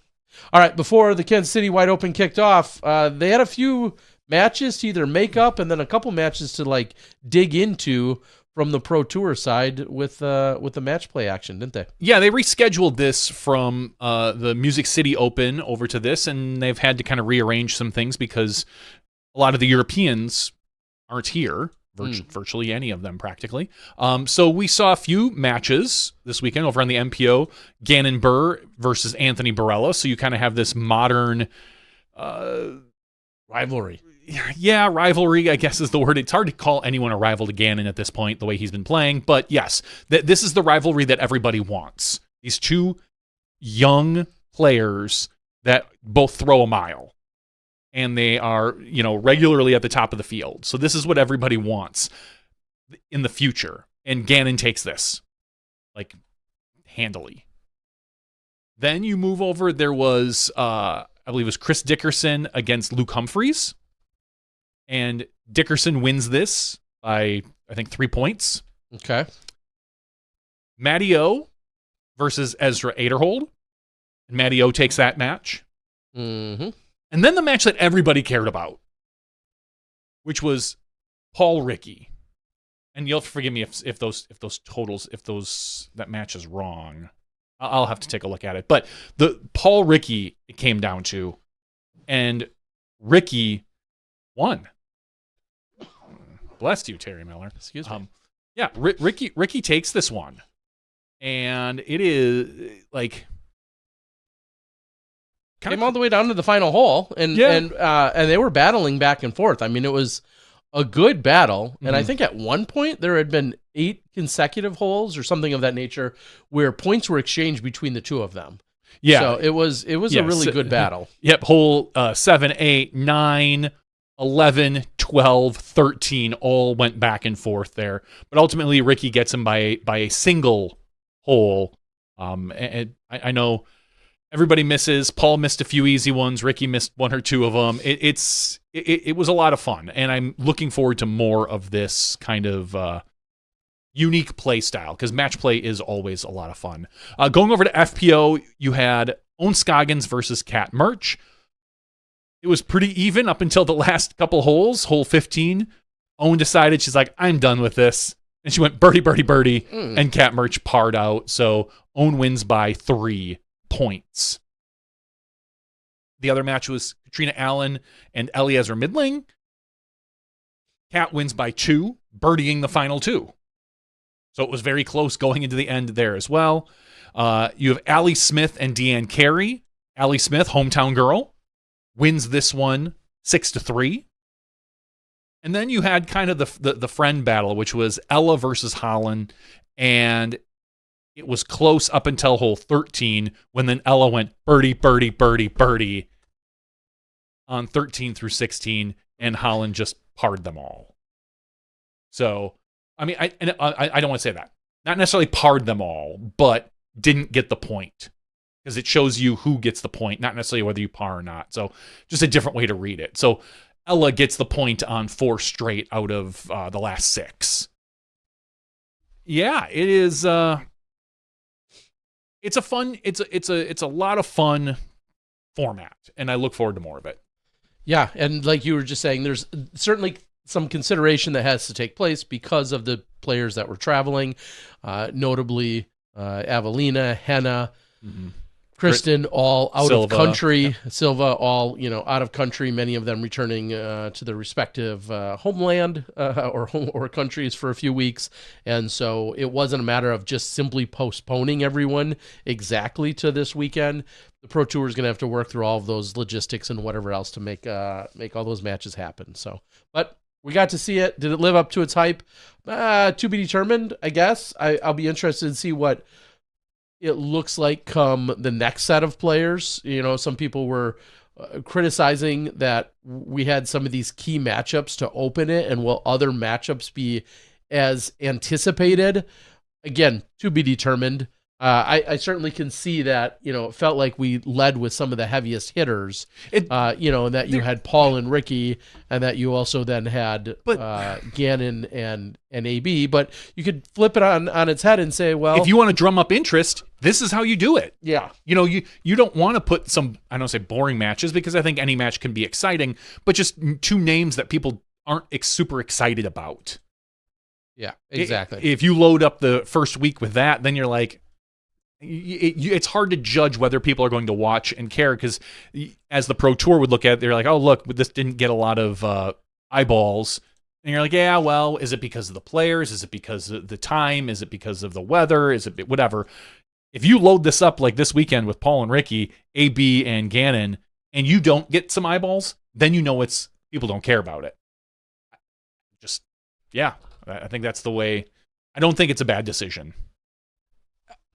Speaking of watching, it's taken a minute. Had a few creative adjustments and or liberties taken upon in the overall process, but Jonesboro Open footage is out on both MPO and FPO sides. Like 2023? Yeah, no, 2025. Yes, it was from a few weeks ago. However, Just kidding. releasing it in the midst of this weekend, for instance, wasn't going to do my MPO footage any favors. FPO footage has gained some viewership. It's also, led by the likes of Kristen. So there's maybe no surprise there. I think people saw Kristen's name on release footage this weekend and like, what? She's here? Yeah, and so, or why is she in Jonesboro, but she's not in Kansas City? So it worked out on the FPO side. On the MPO side, I decided to stick to the plan and pull back just a little bit, releasing round number 1. So Jonesboro is out, round number 1 tomorrow. The conclusion, because it was just 2 rounds of 27, round number 2 will be out tomorrow, and you'll be able to consume all of that. So, and then, like I said, I shot some video with Dave over at the Disc Golf Dyers Guild, and we've got a video that we'll be releasing soon from that perspective, a little bit more creative. And it's not going to be shot-by-shot footage. And, you were just touching on, do people, what do they want to watch? I have kind of transitioned mostly into shot-by-shot coverage on my channel. It's not exclusively, but that definitely makes up the lion's share of what I release. This is something that's completely different. It's got some, hopefully a little bit of humor, a little bit of artistic component to it. I think the production value is some of the best that I've ever had, because I didn't do it. So I'm excited to see what you guys think of the video I did with Dave from the Dyers Guild. Please, as always, leave comments, but let me know if you want to see my channel and me continue to dive into things of that nature, because Dave and I think, have some really good ideas that could be a lot of fun moving forward. So that'll be released. Yeah, I think that's good. I would like to see you do some of that. Real quick, we're going to go through just some real fast other A tiers that happened this weekend. The 5th annual Mint Discs Open and a HOTT Hot Points event. This is down in, I think it's Wilder, Texas. Sure, we'll go with that. Jaden Rye wins this over Paul Oman and Charlie Moore over on FPO. I'm sorry, MP. There was no FPO, so too bad for everybody else. Congratulations, MPO. The Blue Ridge Championship over in Marion, North Carolina. The event is complete. I just want everyone to know that the event is complete. So there was no results. I'm wondering if that possibly got rescheduled. Maybe there's nothing posted to the pro or to the PDGA page. Yeah, interesting. I just had it open. I opened up all the A tiers. I didn't pre-check it. All right, so we're going to skip that one. This one has results. The Vinberg Open, sponsored by Discraft over in Sweden. This is Falkenberg, Sweden. Dennis Augustuson wins this by 6 strokes over Axel Warnborg. And in third place, Morten Brenna. Congratulations. Over on the FPO side, I'm going to scroll down. Julia Fors by 10 strokes over Josephine Johansson and Matilda Ringborn. I don't think I massacred that too badly. No, nailed it. Way to go. The Discraft Resistance Open over in Albany, Oregon. Scotty Withers takes that down. No shock there. He's rated 1,027. He's the highest rated player there. Wins by 3 strokes over Dallas Garber. And in third place, Samuel Snyder. Looking at FPO, Madison Tomeno wins this one by 16 strokes over Roxy Russell. And finally, last but certainly not least, I mean, maybe it's the least. I don't know. Odds number 4 of the 6th annual Howling Gale Classic, sponsored by Fair Winds Brewing Company. This is an A tier over in Lorton, Virginia. Winning this one, a name we've said now 3 weeks in a row. 3 weeks. Jesse Longenecker. We talked about him at the Collegiate. Yep. We talked how I think he took 2nd place maybe, or Cash, won last week. Yeah, somewhere last week. Yep. And now he wins this week in MPO. So kind of keep an eye on this guy. Yeah. I mean, that's a Smashbox bump if I've ever heard it. No doubt. The trifecta. And then a tie for 2nd place between Jonathan Borzik and Matthew Graves. There was no FPO, and I don't see Schwebe in MP40. So you know what? Congratulations, Heath Hayward. Mike Mosier picking up another win to add MP50. to his many lists. How many does he have? I'm going to say... Oh, the guess. 212. I'm going to say 294. The correct answer is 308. He's getting the 300 club. He's been around a long time. And wins a lot. Oh, yeah. And longevity, we've been around a long time. Quiet, Terry. Not as long as him, but he, more importantly, wins a lot. He does. So, win a lot. Nice work, Mike. We've got kind of a week off next week. Not us personally, but the Pro Tour, there's nothing going on next week. Well, everybody gets out to California for the major Champions Cup. Yeah, and as we were saying, obviously, Glassblown Open has a number of players that are going to be there this weekend. And one of the...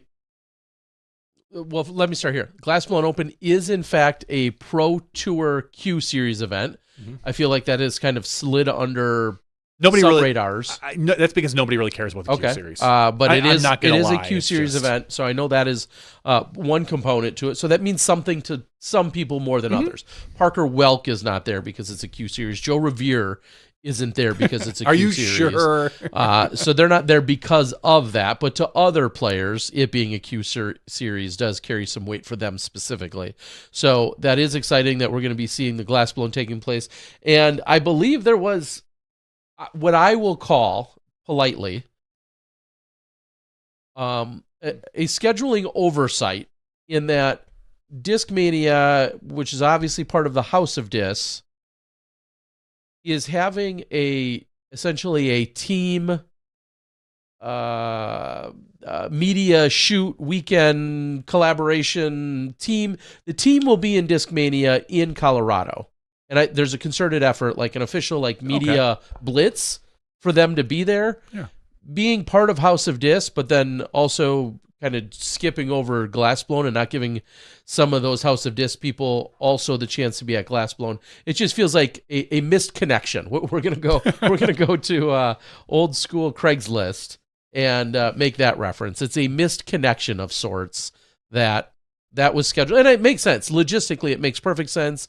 Colorado, clearly that much more west. It's already in line then with getting them over to the major for the weekend after. I understand the why. It's too bad because I feel like that also then slightly dampens the opportunity for some of that House of Disc representation at the Glassblown. But as we said a little bit earlier, we're going to see the likes of Dixon and Eric McCabe in MP40, but Joe Revere, Joel Freeman, Andrew Presnell, Parker Welk will be your top 4 rated players that are coming in on the MPO side.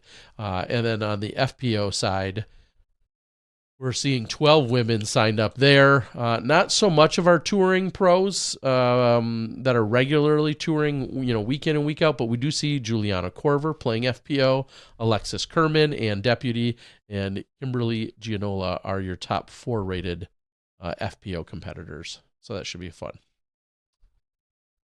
Yeah. What my least favorite text of the last week? Ooh. Came around 3 a.m., 3:20-ish. Was it from one of your kids? No. Which is good. That is good. A text There's at a lot of 3:20 things they could say. From one of your kids, not necessarily the best. 3:20 a.m., a text first that comes in and says, we have declined a purchase at bestbuy.com for $773. Please return the goods. Did you try to make this purchase? I was like, you can't trust anything anymore, like anything. And I'm like, I don't know. Can I reply? Is that a legit? Like we know the tollway scam where a lot of tolls are saying you have unpaid tolls. Click here to pay them, which is possible if I go through tollways these days. Yeah, it's possible. Anyways, that's a phishing scam. Don't click on those. But then moments later, an email came through from my bank account that said we've declined. We've declined a $773 purchase at bestbuy.com. Reach out to us. I was like, okay, they've come at me at 2 different mediums, so to speak. One through text. Now I know this how to is get probably Terry. legit. Yeah, this is probably legit. I'm still a little hesitant. So rather than clicking on anything they've sent, I called the 1-800 number on the back of the said credit card. Good plan. Do speak to someone. It's 3:20 in the morning, and they unfortunately repeat exactly that.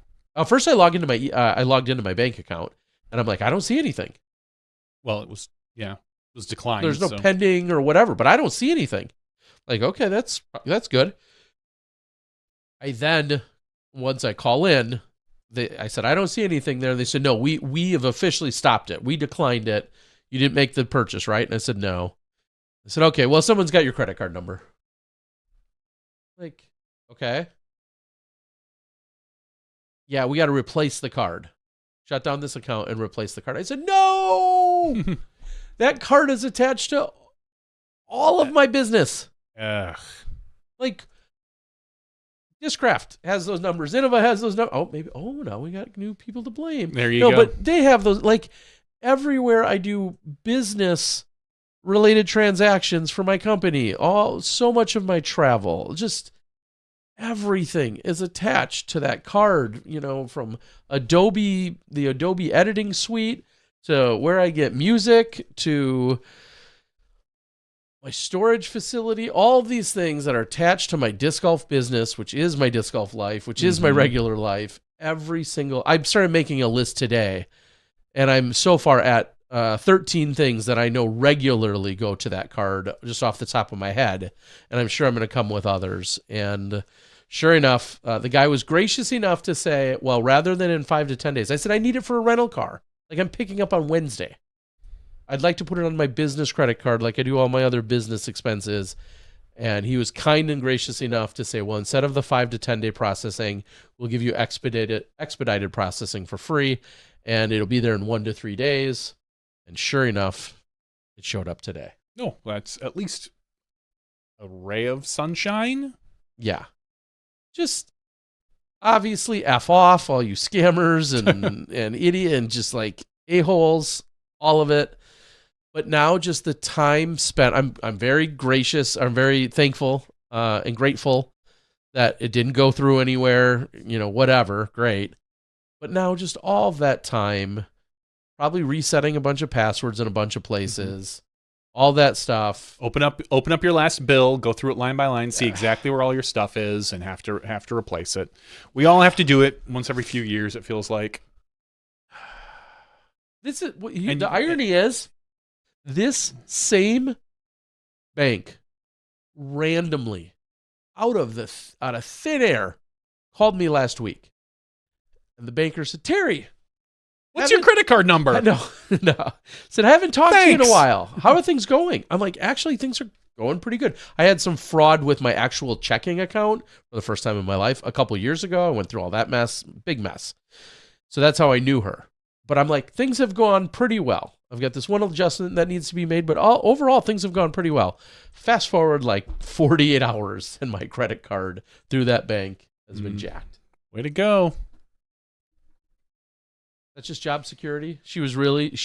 I don't know, Ter. She leaked the number so that she could feel important, so I'd have to call back and maybe. I don't know. You travel quite a bit. I can understand why your card is got some issues. Like yeah, I mean it's connected to like Southwest. The airline, obviously it's connected to United. Those are the two main airlines that I use. If I have to buy a bus ticket or a parking ticket or pass or something, I'm probably using it there. I mean, it's OnlyFans. Yeah, a lot of no, things. Get this. Oh, jeez, I was kidding. Oh no, I don't know where this is going. No, I can't write this off on OnlyFans on my business. No, well, unless you're the one. No, this is a complete. This is a very, very much a tangent, and I'm not going to get it all right. But I did watch, and it's just one thing crossing my page today. I did watch one woman who said something about there's 80 or 90 million, maybe it's 90 million men are on OnlyFans, of which 80 million of those are married. And I was like, damn, or claim to be. I don't know why you'd lie about that when you're creating your account. Like, if anything, you'd lie the other way, probably. Yeah. But something about 80, the average, what was the demographic? Something about the average age is, oh God, I don't want to say 46. That's what I am. Something along those lines. White males in their 40s that are married is the average OnlyFans subscriber. And they said something about, I think it was either 80 or 90 million men have accounts. And that is mind-blowing to me. I mean, I guess not. If it's worldwide, people. Maybe not. I don't know. That's wild. We're a lonely person. As a group of people, as a human race. There's some people who are very lonely. It's just crazy. Anyway, I'm not passing any judgment. I can honestly say, obviously, I do not. Maybe not obviously. I shouldn't. Right? I do not have an account. Nor does Johnny, he says. It was astonishing numbers. This came shortly. Listen, if I'm doing OnlyFans, I'm the one that's going to be on the camera. I've got all the setup. That's true. It's going to be all like, hey, it's going to be all elbow stuff. Disc pics and elbow stuff. I want people to see my elbows. I know Stokely joked about it at one point. Maybe he created one. There are other, and I know this is kind of taking this in a serious way. There was, at least I joked about at one point, and maybe this is where Stokely was talking about it, is treating an OnlyFans kind of like we treat a Patreon. Like, giving it special, it doesn't have to be sexual. There are those out there, I'm sure. And you got to figure, if there's really that many men on the platform, our demographic men dominate disc golf. And disc golf, our demographic. So maybe they come across, us. I don't know, but... I'll let you know what my OnlyFans account is when I set one up for business. All right, I'm going to read a few things off the board quickly. Dayton has a year-long match play event. I need to schedule my one-and-done match. Tim, also Micah Moon Winters out of, I don't know if they call it Micah's Madness. I forget the name he has for it. He's been doing this for many years, and it's an elaborate thing of pulling the names. He's gotten like Eagle McMahon and Avery Jenkins and a bunch of people. Big Germ, I think. He always tries to get disc golf people of some notoriety. He even asked me, so maybe he's scraping the barrel there. At some point, you've gotten I guess I rank low enough, and they're like, fine. But he always tries to get somebody to pull these names, and then he publishes it for all of the participants. It goes on. You have these challenges that you have to do within a certain time frame, report back to him, and then the next round continues, and it goes on like all year long. It's pretty cool in theory, and the fact that it actually plays out makes it even cooler. Like, it seems like it successfully goes on year after year. So I know that's taking place up in the Bend, Oregon area, and I'm sure other places do it as well. it relies on people showing a certain degree of responsibility to make sure they get their matches in. And if we know disc golfers, that could be a tall task. Some of them. For some of them. So he says that. Ed says, I'd rather watch live, and I'd rather watch more than 4 players around if possible. So I'm not sure if there was a post versus live conversation, but I'm guessing that's what you're digging into. Ed also said North Cove is back open. That's when you pulled up that event, and I'm guessing that was at North Cove that maybe was officially rescheduled or relocated. Could be. But from a PDGA perspective, it was still listed. So I think that's where it created some of that confusion. And then Ed also asked, is Terry doing GBO coverage? No, I'm going to walk around and kind of give you the sights and sounds and the feels of things going on off the course. I'm sure I'll show up to the course. I'm sure I'll give some updates. I'll probably interview a few either leaders or contenders or hot rounds if I run into them. But the whole premise of what I'm going to be capturing and sharing with you guys are how good the tacos are, where the taco quesadilla is, what that Dixon just suggested. Yeah, who had the longest time on the riding bull at Bourbon Cowboy? Who's your bet? You've seen some players ride the bull. Is there anyone that has stuck out like, wow? I don't know who has been there that's there this weekend as well. That's just in general. Who's been a good bull rider? I don't. I don't feel like we see as many golfers get up there as there should be for starters. Well, yeah, but I mean, Doug Bjerkes is.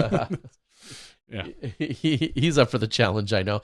Jeremy Rusko, he's got some long legs, and I think Rusko should get up there. I would think he should too, but so we'll see if I can make that happen. If you can make that happen, Champs Landing, I'm excited to check it out. I know that they've closed the retail store there on Commercial Street and have essentially, I think, moved a lot of that over to Champs Landing. So I'm excited to see what they have going on over there. Albert Tom today was doing a bazooka challenge where anyone that showed up got 3 throws with a speed gun, and then they could go against 1 throw of Albert's. And if you beat him in that 1 throw, you do I get won to a add prize. up all my 3? Because that's the only way I'm beating him. I had a 40, a 38, and a 52. Yeah, and he's like, "Oh, sorry, I got 140. Damn it!" And then he bazookas you right out of there. Yes. So so that I know there's the big Zuka poker party that's taking place Friday night. The block party is going to be taking place. I think they're still having the putting competition. Stamp your own disc out at the warehouse. A lot of things will be going on, and I know I'm excited to roam around and share it with the world. I know this is the first year back of GBO, being GBO. Sure. It feels like it's still a little. It's not as big as it was, and I'm hoping that this is like kind of the first year get ramped back up. I don't know if this will ever be a pro tour event again. I don't know. Like, everybody seemed to love KC. The course was great. The weather is the weather. You can't ever predict that. And as Dixon said, like he was glad that he didn't have to deal with, the comments on Champs Landing. Like, Sure. just because it has gotten it. Now, me personally, I like Champions Landing for what it is. Sure. I've never had a problem with the players playing there. I think it challenges your long arm. And it challenges you in the wind. Yeah. Like, those are the challenges on that course. It's not necessarily about hitting lines. It's not necessarily about crafting fairways. It's about how far can you throw accurately. And I've always said, I love all sorts of disc golf. Mm-hmm. I thought KC Wide Open was great. I loved the course. But I also like Emporia, and I know I'm apparently one of the few. But I really do hope that this is like kind of the starter to getting GBO back, where I want to see that 12 or 1,300 players show up. Yeah. Like, get the AMs there. Make this an event again. And I hope that there's not like a stigma to the Emporia based on what we've seen the last few years on the Pro Tour, that it has hurt the actual event for amateurs. I just believe that when we have so many great venues and cities to pull from, especially with something like a Kansas City that's so steeped also in disc golf history, that has a ton of great courses, that has a large metropolis, vibrant, nightlife, and all sorts of things, aside from nightlife, but just all sorts of things going on. I worry that some people don't get as excited about the small town vibe that is Emporia. But that's also what's made the Glass Blown so fun and exciting at the same time, is the fact that this small town converts. It becomes disc golf world. It expands. It expands at, it seems, and expands by 10% capacity for a weekend. If there's 20,000 people and then 2,000 more show up for the tournament, that's a 10% increase to your entire city's population. And that alone has been so cool to see. To know that almost every store you go into, if it's not the establishment that's saying hi and welcoming to you and genuinely cares, it's another golfer that's there. Yep. And that's at damn near every single store in Emporia or thing that you would go in and visit or patronize. So it's been very cool.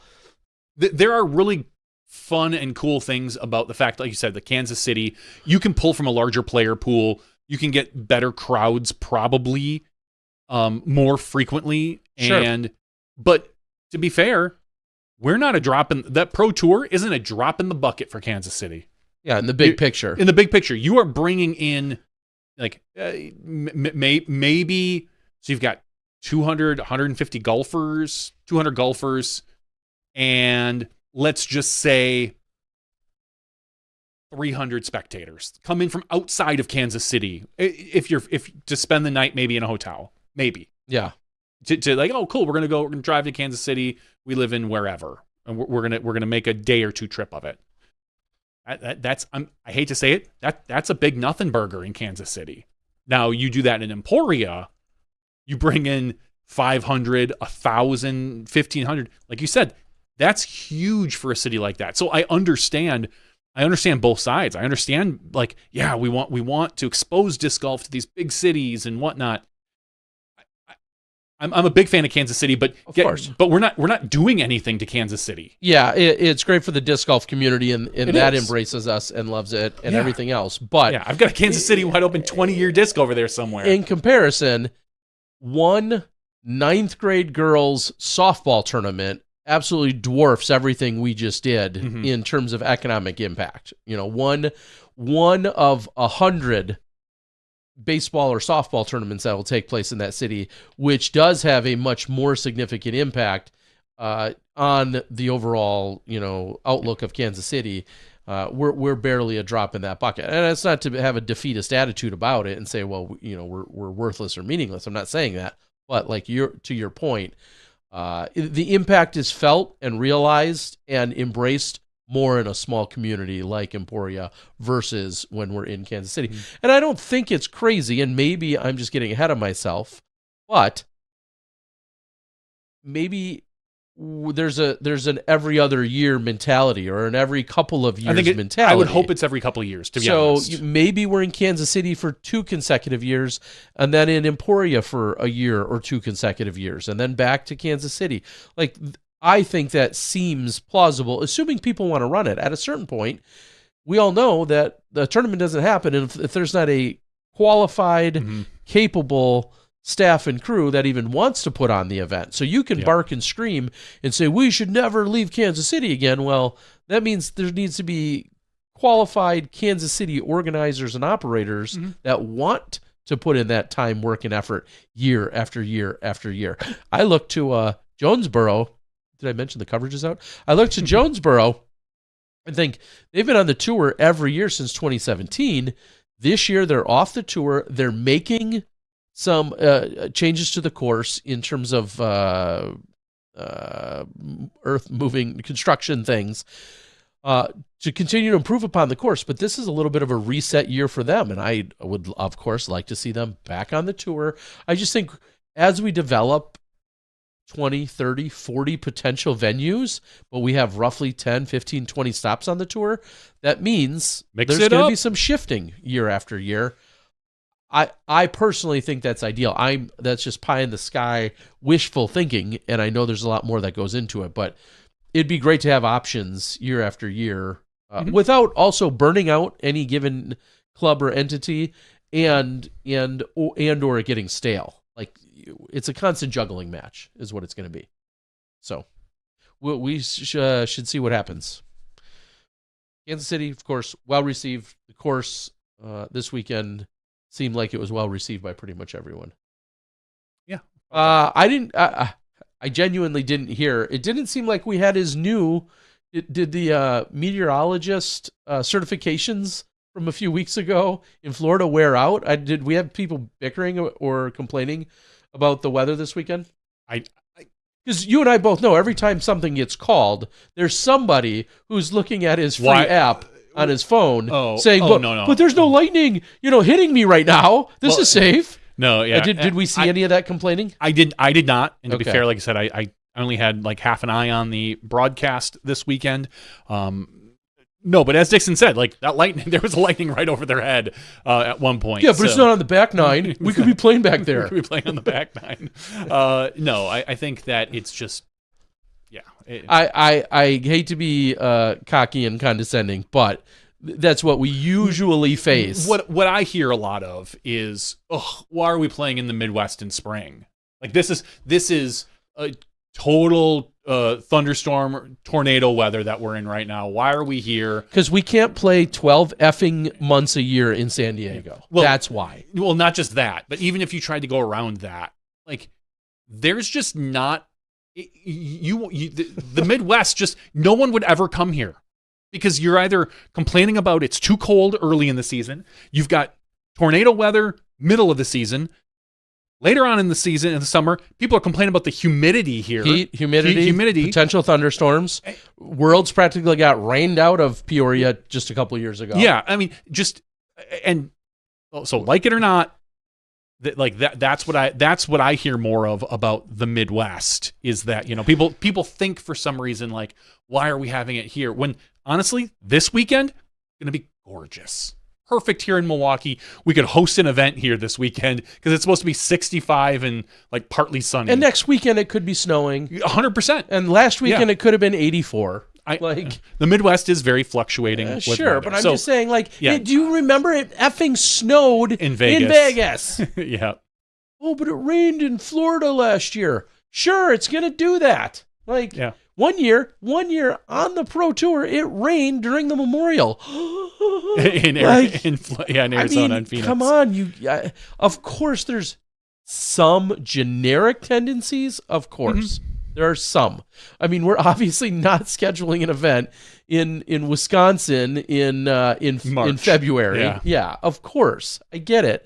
But you're never going to avoid every single, no matter when you schedule it, there's no possible way to avoid every single potential weather delay. I was going to say, at the very end of the season, when we're in Rock Hill and it's hurricane weather, suddenly everyone's worried that possibly, there's going to be a hurricane that hits Florida and it's going to come up right through, South Carolina, and they're going to get caught with the tip of this weather. And it happens. And that's, yeah.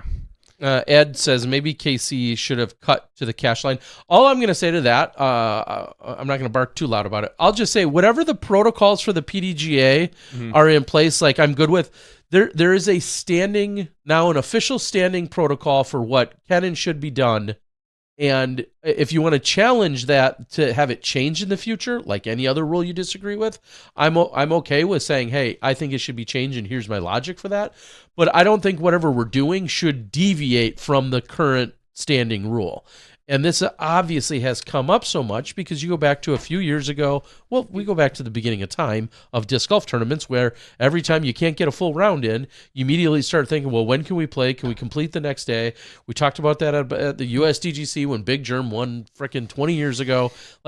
There's always that gets said. So the PDGA has put a protocol in place, and currently we're playing by that protocol. Now, if we deviate from that protocol, whatever the posted official protocol is, then I think we have a right to yell or scream or complain because it's that's not what is the official protocol. And if they ever did, I'm sure there would be good logic to it, but that's not the official protocol. But right now, whatever the protocol is, assuming they followed that, I'm good with it because then everybody knows what it is. And it's difficult. And it's not arbitrary. You know, as Ed says, maybe we should have cut to the cash line for the last day. That decision, something like that, I feel like has to be made the day before. Because if you don't cut to the cash line, somebody say, but I didn't run my last 3 putts and I did this and I thought blah, blah, blah. And on top of that, it's difficult to make sure you communicate with all the players. Oh, guess what? We decided early this morning that we're cutting to the cash line for MPO.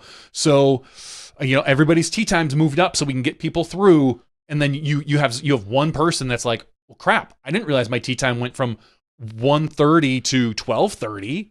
Like how was I supposed to know? My phone was off. I focus on my workouts in the morning and whatever. So it's a difficult decision. There's no right or wrong decision as long as it's well communicated, I feel. Cutting in the cash line, only playing 9 holes, whatever that may be. So, yeah. That's life. That's life. As I said, I wasn't paying much attention this weekend. I had my eyes on the robots. Yeah. Do you have a robot champion in the house? No, we do not have a robot champion in the robot house. Loser. Well, they made it technically, they made it into the finals for their division. Okay. As an alternate. So it was really interesting. They were in 15th place going into when the main competition was done. As I've explained, the top 8 teams get to, playground pick. We want you, we want you, we want you. Which means there's 24 teams that make the finals. They were the 15th team. I was very excited. I was like, all right, they got this. They're probably going to get picked. They got passed right over. And they did get picked as an alternate to one of the teams they were hoping to get paired up with. They made it to the semifinals.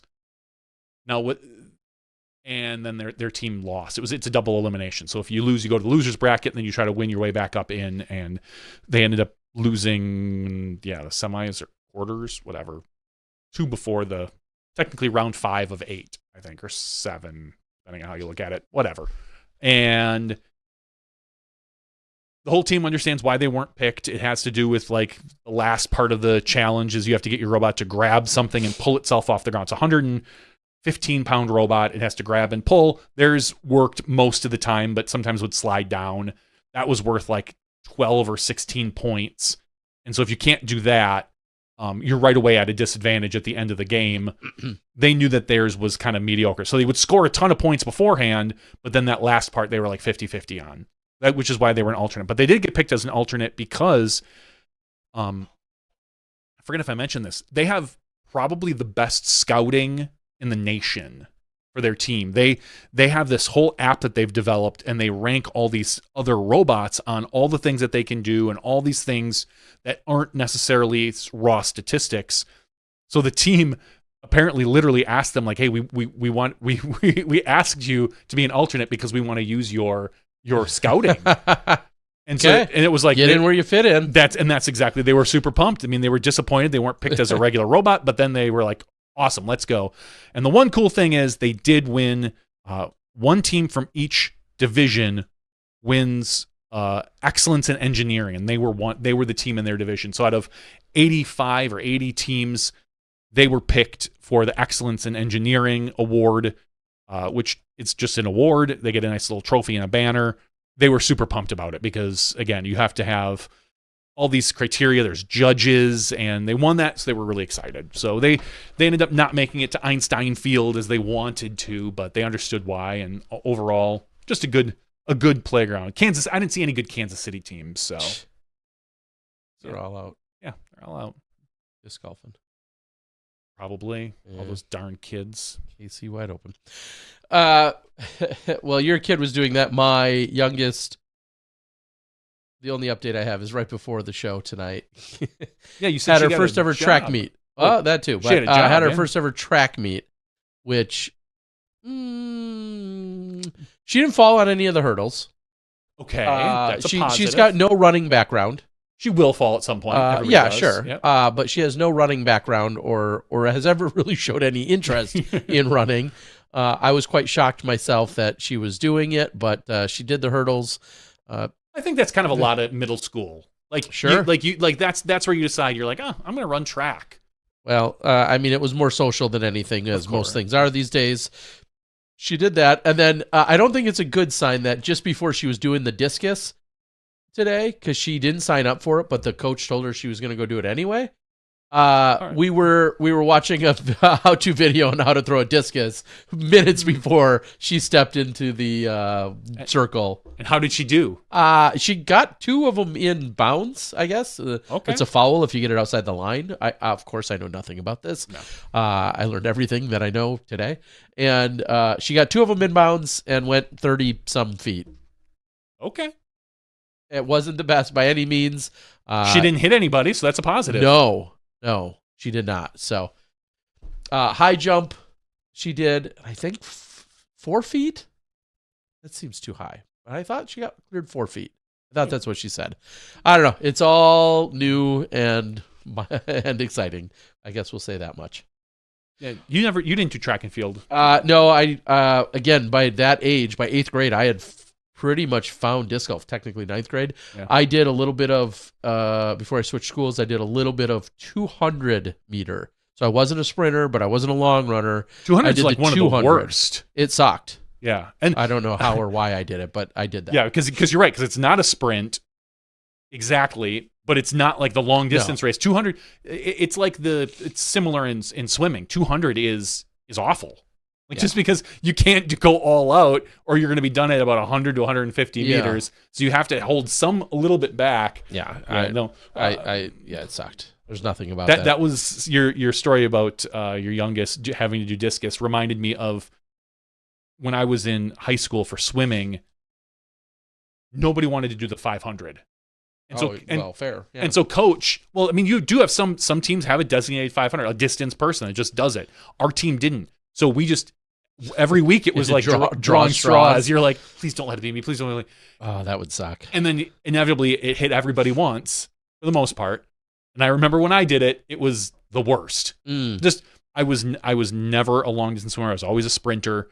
And so having to do that, I remember, because it's technically freestyle, you can do any sort of stroke you want. At one point, I flipped over and just started doing backstroke. I started doing like forward stroke. You back then, you had a friend of yours. You'd pick somebody to sit at the end of the lane, and they'd flip the lane number so you could sit and watch where you were at.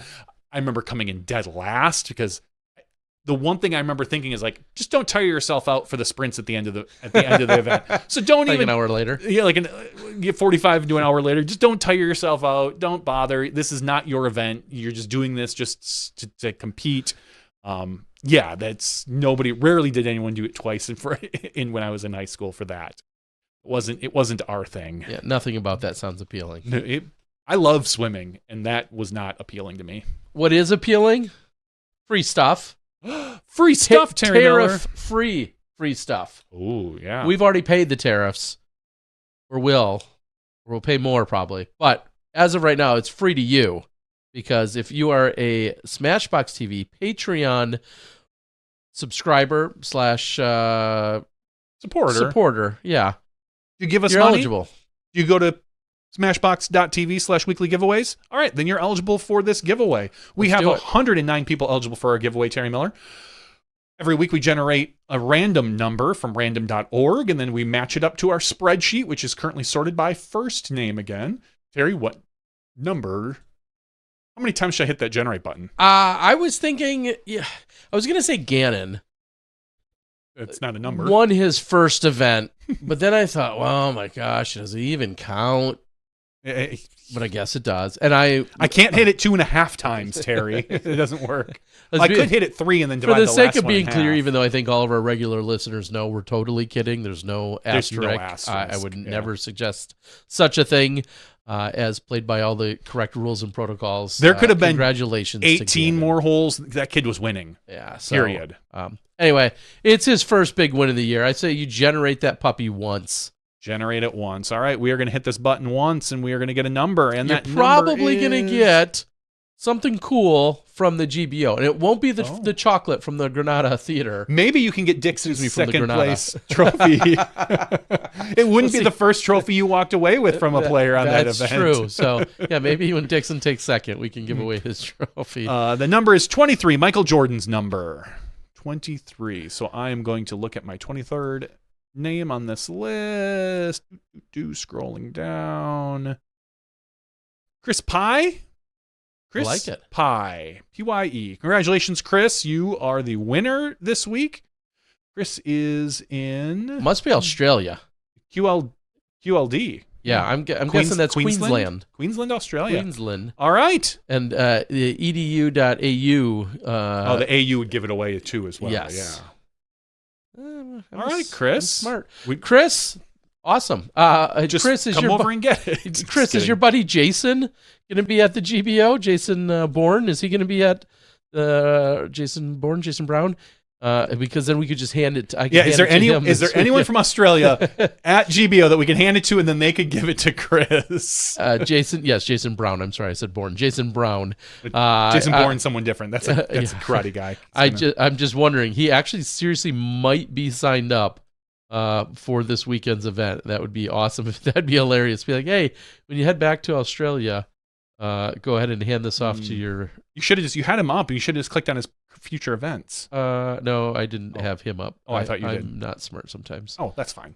Which I'm not smart a lot. It doesn't appear that he is here. I did see Jason last year at in Emporia at the Masters Worlds, and he and a handful of others were here from Australia. Is it cheaper if you ship it out from Kansas City because it's closer to Australia? or we just say it's going to Jason because Jason's like a DD team member. Or you call up one of your friends at RPM and have them ship him something from New Zealand. Yeah, we'll make it work. Anyway, either way, Chris, we appreciate your support. Thank you very much. We are happy to send something at 6 times the cost out to you because you know what, it's worth it. I'm looking at how long you've been a supporter, Chris, and you've earned it. Well done. Yeah, we appreciate you. Matt Damon though will be at the GBO, just not Jason Bourne. That makes sense. Yeah, that definitely makes sense. Ed says make sure everybody gets their Shein and Temu orders in quick. The tariffs are going to impact those sites later this week. I have to wonder if truly we're going to see higher latitude prices. Yeah, I think the question's been asked, and I don't know the answer as to if it will or won't. If it's going to affect like MSRP for those particular pieces of plastic. I don't know.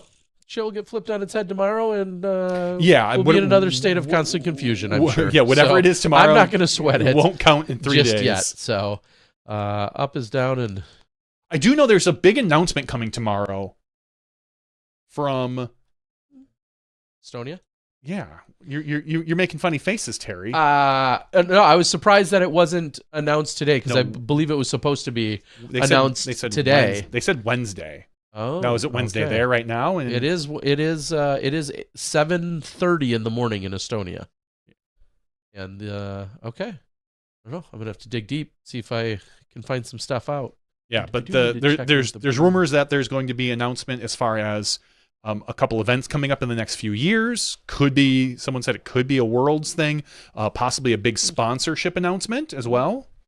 I know Kristen's going to be there as well, as they rattled off a bunch of other names. Dignitaries and highfalutin people.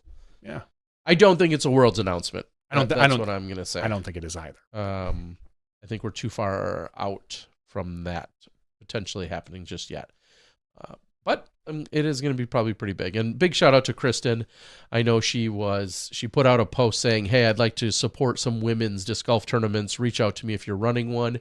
And then she said, shocker, she got an overwhelming response. And that more than 40 events, I think, reached out to her. And I think she said she was able to support roughly 20 of them.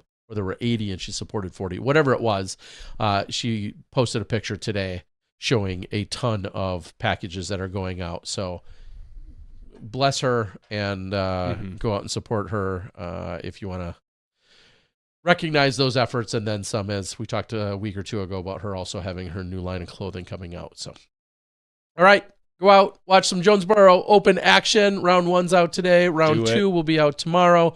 Parker Welk is on the mic with me.